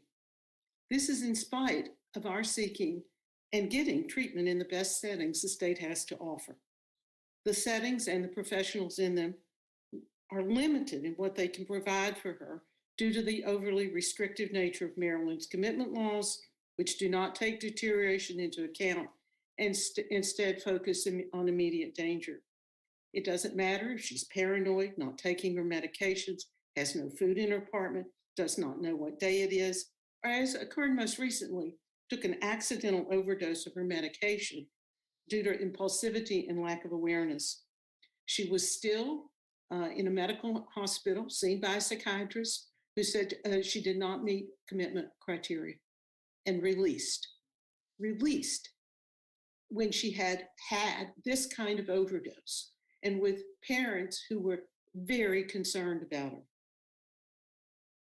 Her outpatient team has frequently told us when she's deteriorating that they can't get her in a hospital because just because someone is sick does not mean they get into a hospital. And that's a direct quote. For no other illness in medicine is this the criteria. There's a criteria near death. And that's a parity issue. Recently, I was told that us as family members should go to court for commitment because, quote, the judges are more sympathetic to deterioration. And this seems odd to me, that judges are more sympathetic than healthcare professionals. It's obviously much more difficult to go to court, and when one does so, it has implications for the family member and how they feel towards the family members who went to court. As we've watched our family member cognitive and social abilities decline over the past decade, the science has become increasingly clear that brain damage is caused by untreated psychosis. I do continuing medical educations from all the experts, and I sit there and I read them and look at what psychosis does to the brain, and I look at my family member who's not getting treatment. She's not only at risk of self-harm, but in poor judgment, impulsivity, and paranoia, but loses cognitive ability over time and the recovery to baseline, the chances of recovery to baseline are less. The law as it stands now ignores and contradicts scientific knowledge and is contributing to our family members' overall decline. It has been suggested, and this I rang true with what Liz was saying, by another family member, that we move our family member to a different state where treatment is not as restrictive as it is in Maryland. Clearly, that's not an option for many people, nor should it be an acceptable alternative plan. State-of-the-art mental health care and mental health laws should be available to all citizens in Maryland. I plead with the Commission to recommend to the Governor to move swiftly to define this danger standard for involuntary commitment, to include a psychiatric deterioration standard, consider pertinent history, and make it explicitly clear that the danger need not be imminent. Thank you. Thank you very much. Can I just make a comment? I want to thank both of you for bringing this up. Hearing your story just then is exactly almost verbatim a story that we had at Cornerstone Montgomery of someone who was just released from the hospital last week, refusing medications, didn't want to work with us anymore, but wanted to come back to our housing and barricades herself in her room. We can't bring in new roommates because she's taken over the housing, and the hospital sent her home. They said we can't keep her. She's not a danger to herself or others. It doesn't make any sense. It just doesn't. She is obviously not able to take care of herself. We are unable. We're lucky if she opens the door and lets us see her, that at least she's okay. If we want to get in there, we're going to have to break down the door with the police, which is how we got her in the hospital in the first place. But it is an issue. And I want to thank you for sharing your stories, because the one you just told, Susan, is almost verbatim what we went through just last week. And so now we're trying to work with the county to figure out what we're supposed to do, because she's not letting us in. It's our housing, we can get in, but we obviously want to try and not have irreparable damage to the relationship. It is definitely an issue, and we see it all the time, because we're healthcare professionals. I'm a licensed social worker, and I can't get them in. It's ridiculous. It feels absurd when we've got someone who we know we've worked with for years, and we know they're not doing well, and we can't get them into the hospital. And the same, I'm sure, that you're feeling as a family member. So I just thank you for sharing your stories. No, I'm happy to address any questions. As I said, I've dealt with this both from the professional side and from the personal. Okay. Well, thank you very much.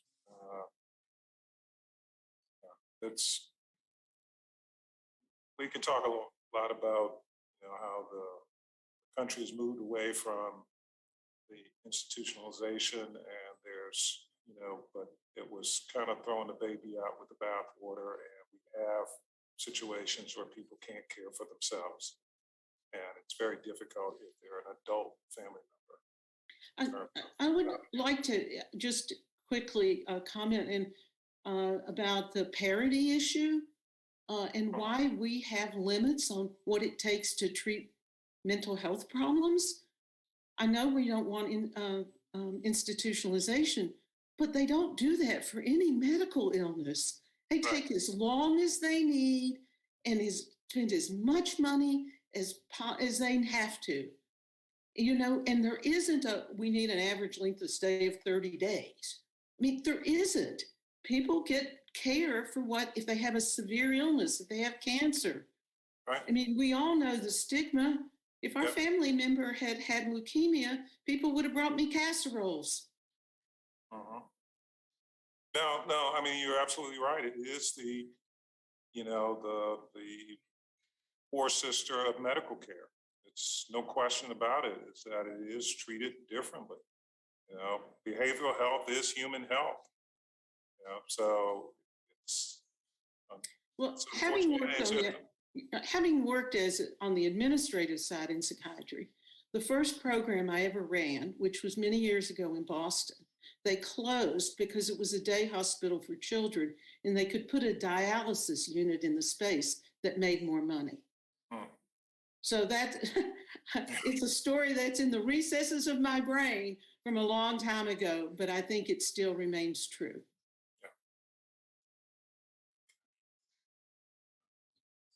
Well, thank you for your time and listening. Thank you. Tricia Solak? I think Senator Young, Delegate Young. Oh, did she have her, Delegate Young, did you? Thank you. I don't see Delegate Young. Oh, yeah, I was having a hard time unmuting. I do want to address some of the comments that were made by the last two speakers based on similar testimony that we have heard frequently during our hearings. I actually looked at legislating a change in the dangerous standard, and I was counseled to the fact that it has been tried many, many times before. And there is some very serious and strong opposition to that. And unfortunately, we've never been able to achieve a compromise. So what I'm doing instead, which I think maybe not the ideal solution, but I think it's kind of a workaround to address a similar issue, is I will be putting in legislation for AOT for assisted outpatient treatment, which defines a certain standard of repeated behavior by which you can be committed. And I have a cross file in the Senate, some pretty strong support, but what this bill would do is allow it in the state of Maryland, but defer to local decisions. So it would be up to individual counties or other local jurisdictions as to whether you want to implement it locally. 45 other states allow it. Maryland does not. It's time to offer that option. This bill was brought forward last in 2014, in fact, by Senator Kelly. Lots changed since 2014.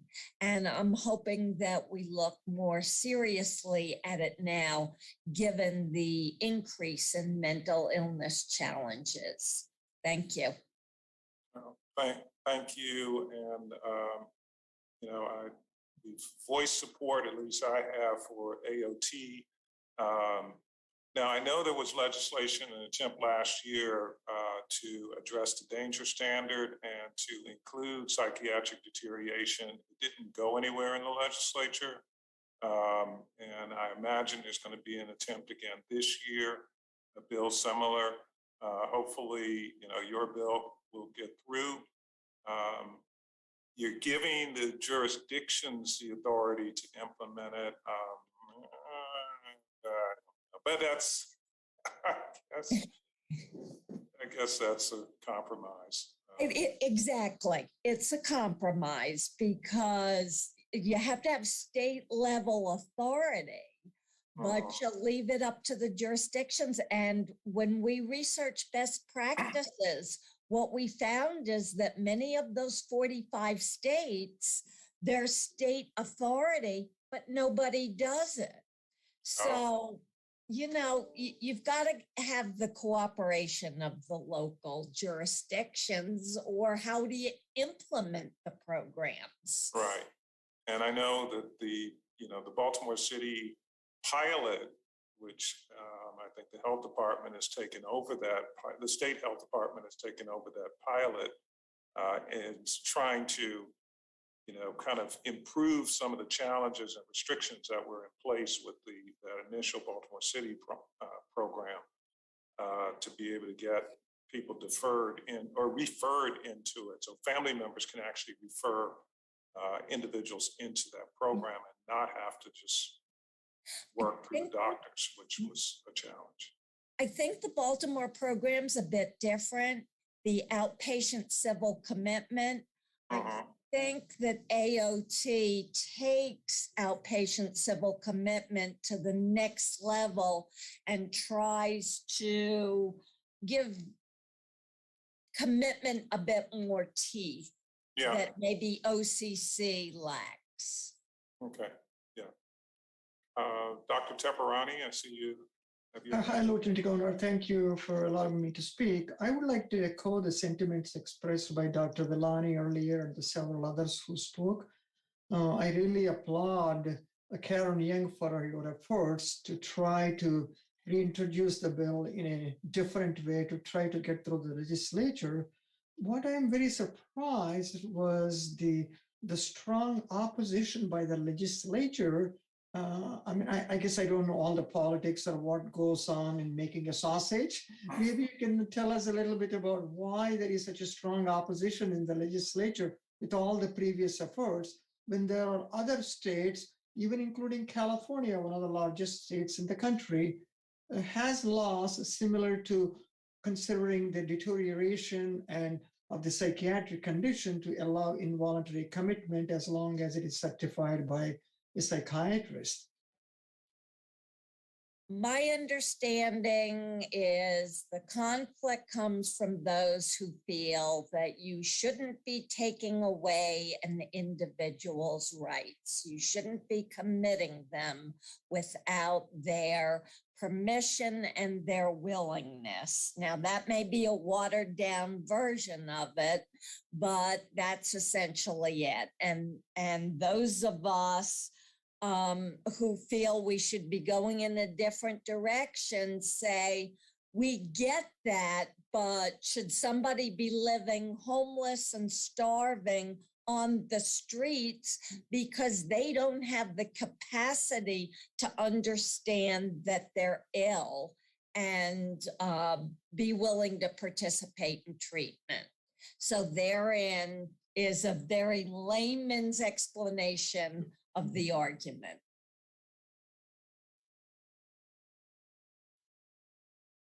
And I do hope there can be some guardrails in the legislation to protect the patient's individual rights, because no one is going to be willy-nilly involuntary commitment, because there is a liability on the part of the person who is going to commit, and there is a liability on the part of the treating physician or a treating institution if someone is involuntarily committed without proper documentation and evidence.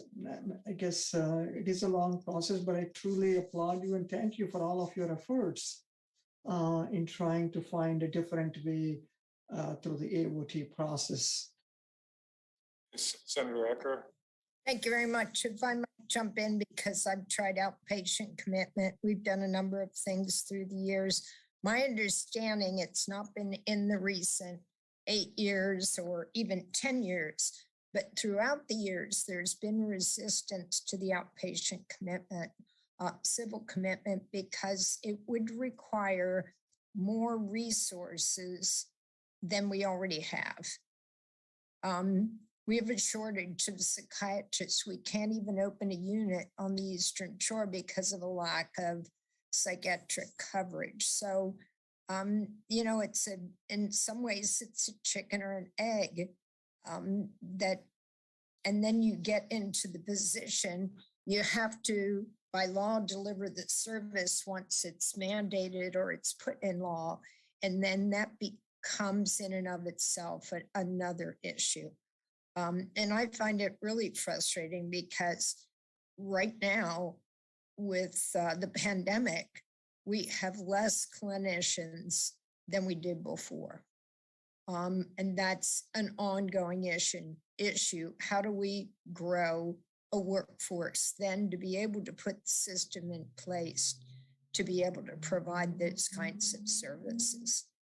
And I agree. I hear for those of you, for Ms. Montana and Dr. Villani, all of you, we hear these heartbreaking stories every time the commission meets. And I've heard of fatalities because there was a lack of intervention.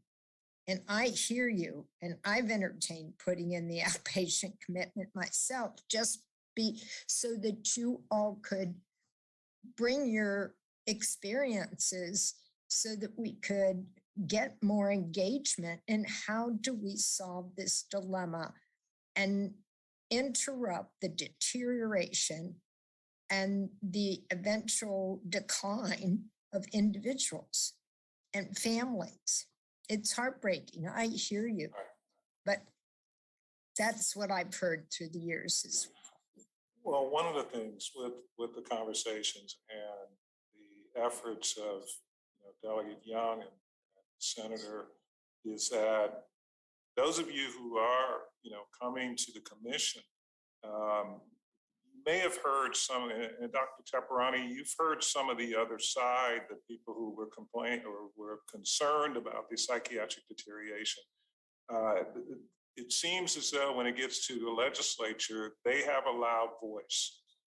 And so those folks who've been testifying, I'll say that to Evelyn, who's on the list to testify, Evelyn Burton, you have to talk to the legislators so that they hear your voice. When Delegate Young's legislation is in front of a committee, you need to be down there testifying, about her legislation, but also the, psychiatric deterioration issue and the danger standards. They need to hear from you directly because they're hearing the people who are opposed to involuntary commitment.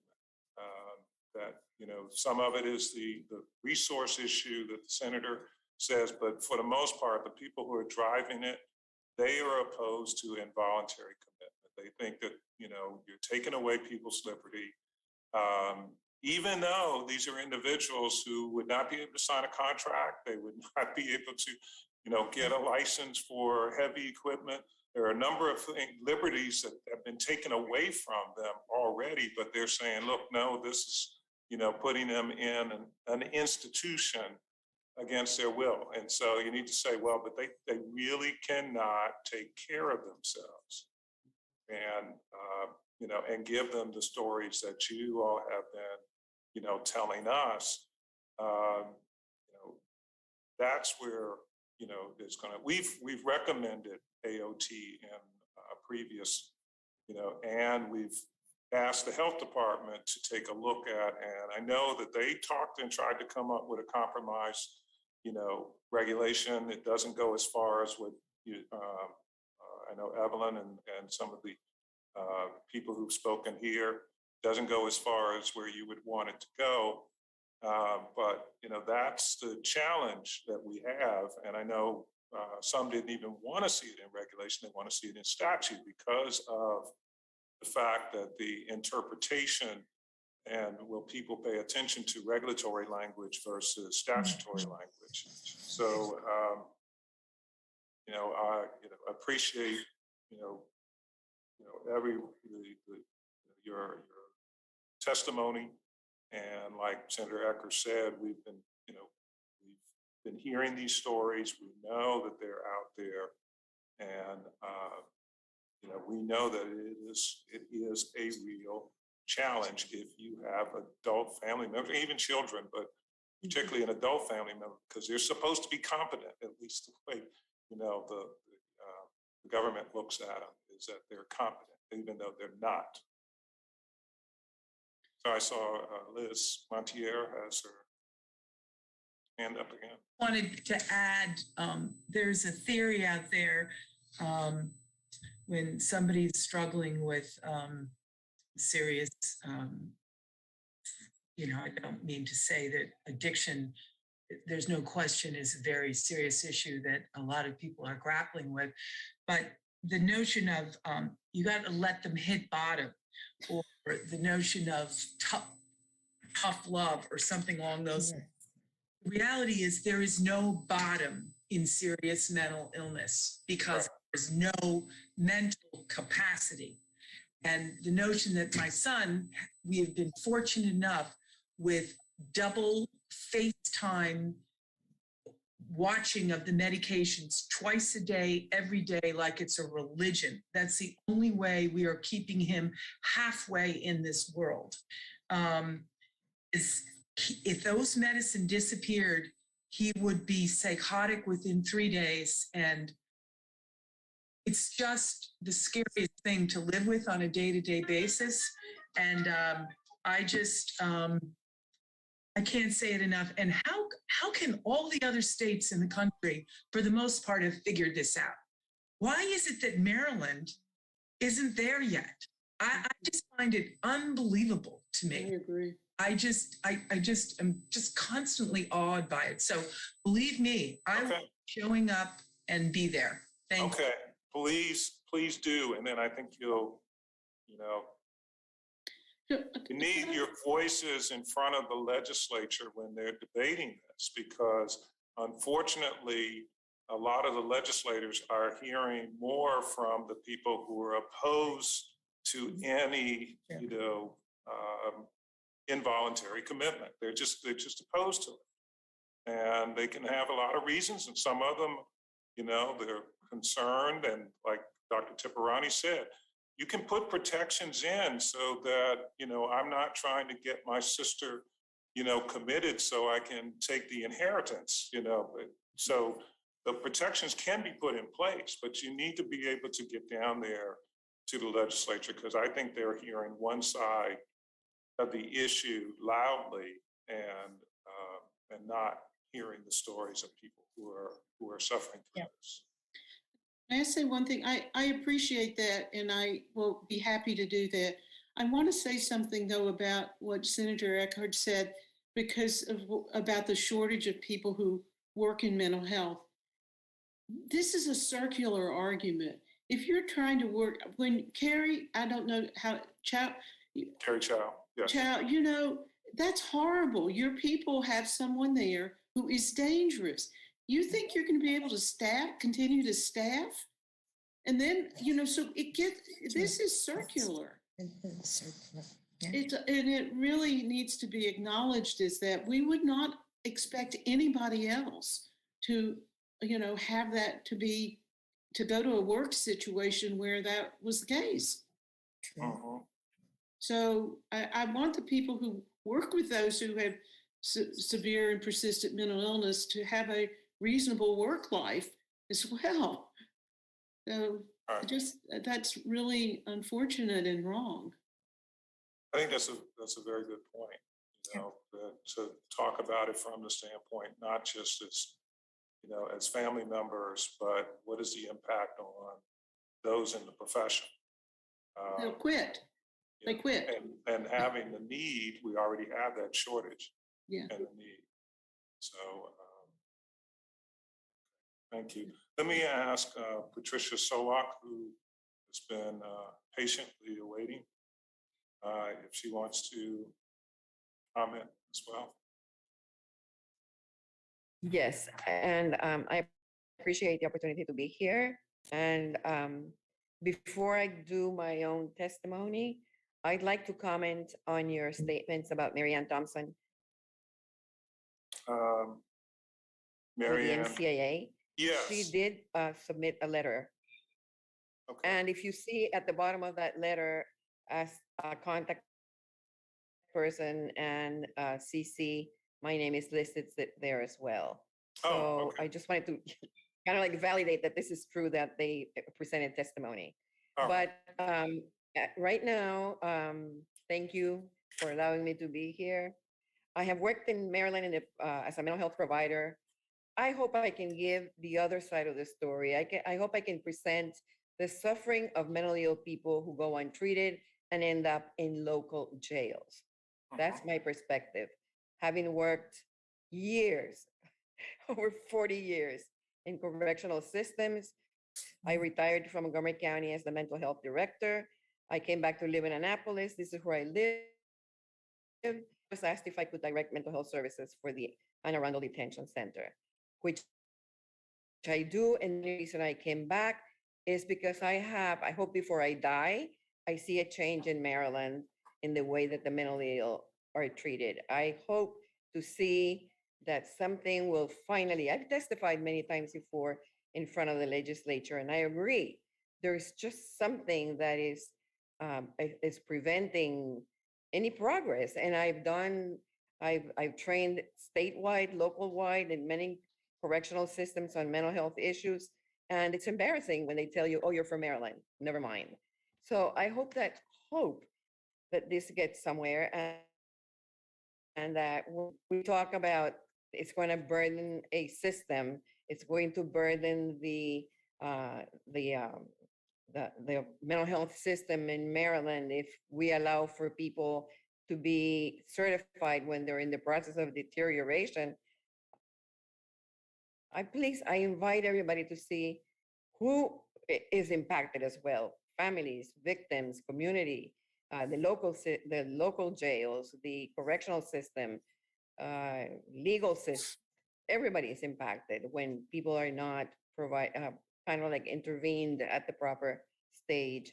I'm testifying here as an individual, but based on my experience and what I told you I do, and I do not believe that the proposed danger standard is adequate to prevent the barrier to hospital treatment that is a major driver for those people with mental illness that end up in jail with untreated mental illness. Outpatient and correctional mental health providers, and I get calls from parents. I hear these parents here suffering. I get these calls from parents. My son does not belong in jail. My daughter does not belong in jail. The reason now they have a crime or a serious charge is because at the time that I went to seek help for inpatient involuntary commitment, I could not get them anywhere. So it's really, this is common. They just end up in jail because they cannot end up receive treatment. So I've seen and I've witnessed how the current danger standard results in the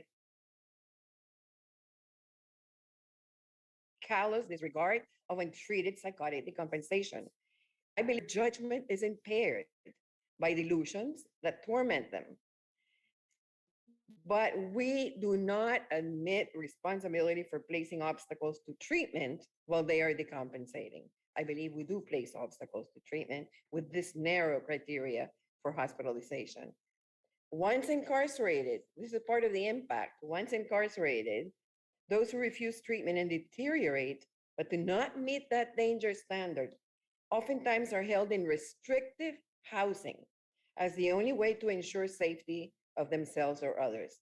They're likely to be released much more ill, less likely to respond to medication, maybe more dangerous, and even more likely to commit other crimes. And guess what? Talking about the impact, we cannot even create treatment plans and to release them to outpatient programs because they have a criminal record. So we give them criminal records instead of medical running into a hospital and be treated, which is really unconscionable to me. So this is, and we mentioned, yeah, they can be certified by 2 physicians, not if they're in jail, because the Mental Health Association or Maryland Department of Health, in their priority for hospitalizations, if they come from jails, these people who are the most severely ill will not be, their priority for hospitalization for that particular group is the last group. They come last in the priority for hospitalization. And I do not understand. I just find it also very regrettable that there's never any representation, as far as I know, and I've learned, from local jails. If you look at local jails, how many people they process a year, in the whole state of Maryland, it's like 48,000, 49,000 versus 1,900 people a year in prisons. So we have a pretty good idea of what and why these people keep coming into the jail. It's like a revolving door. So we do deal with a lot of people, and the impact on the community is much greater when people are incarcerated and go back to the community. So for me, BHA right now with that standard focuses on overt danger to self, medical conditions, deterioration that you can see, but somebody else already mentioned, I think it was one of the parents, that there's, or one of the physicians, that there's absolute impact on the brain. What about the brain health?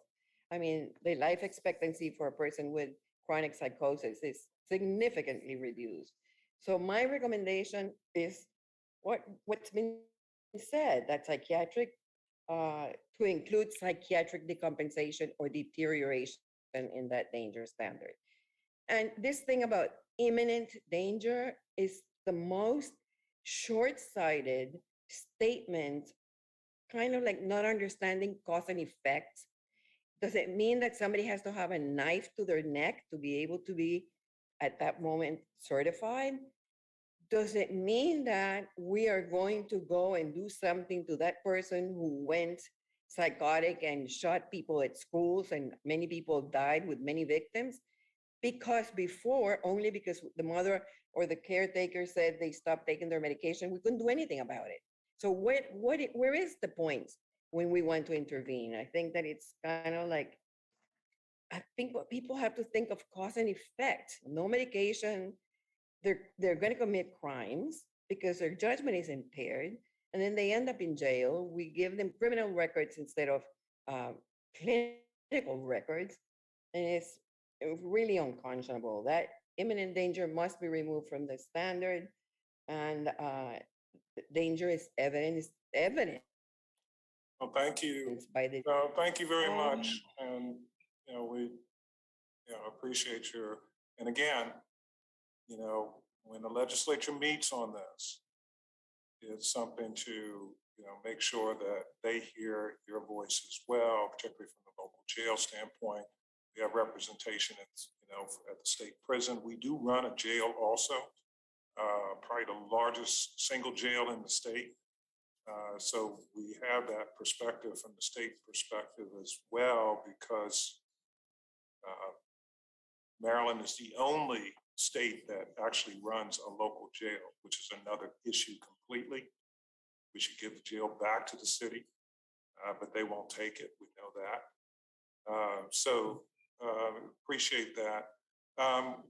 We're really coming to the end. Evelyn, can you be brief? I know that you know what you're going to say, but I'm not going to, exclude you. You're muted, Evelyn. You're on mute. I'm not going to say anything muted, am I? Okay. But it's not what I'm going to usually say. But first of all, before I start, and I will be very quick, I do want to thank very much Ms. Roddy for the tremendous effort that she and her staff put in achieving the approval of the IMD. And I'm especially grateful for her willingness to listen to the concerns and requests of the families. But even more than listening, she acted on them, and she took them into account and changed things. And for that, we are very, very grateful. And what I am going to ask the commission is basically to do the same thing that she did.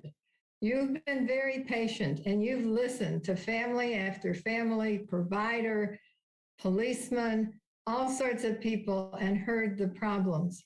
But I want some real discussion of that report that the VHA put out.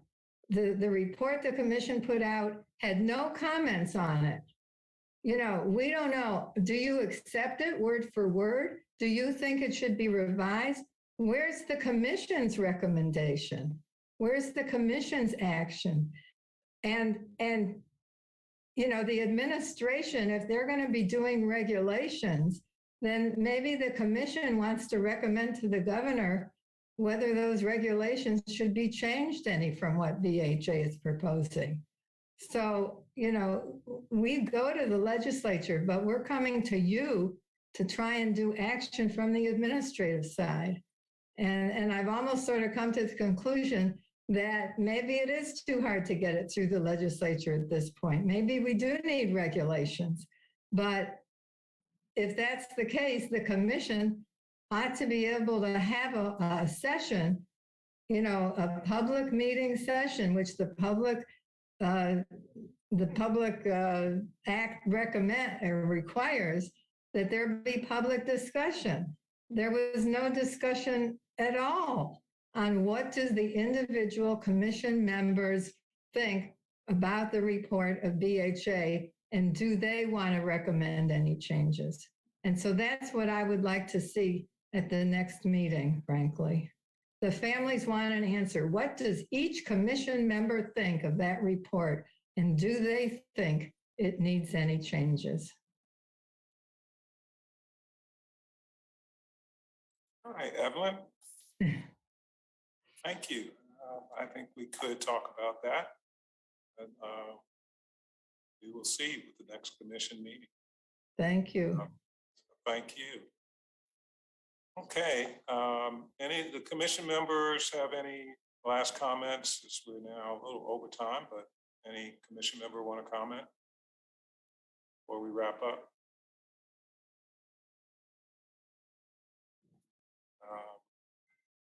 Hearing none, I think that we are now at the end. Thank everyone. I want to thank everyone for the testified and appreciate all the work that everyone has put into this, the commission members, but particularly the public in terms of being advocates for various positions.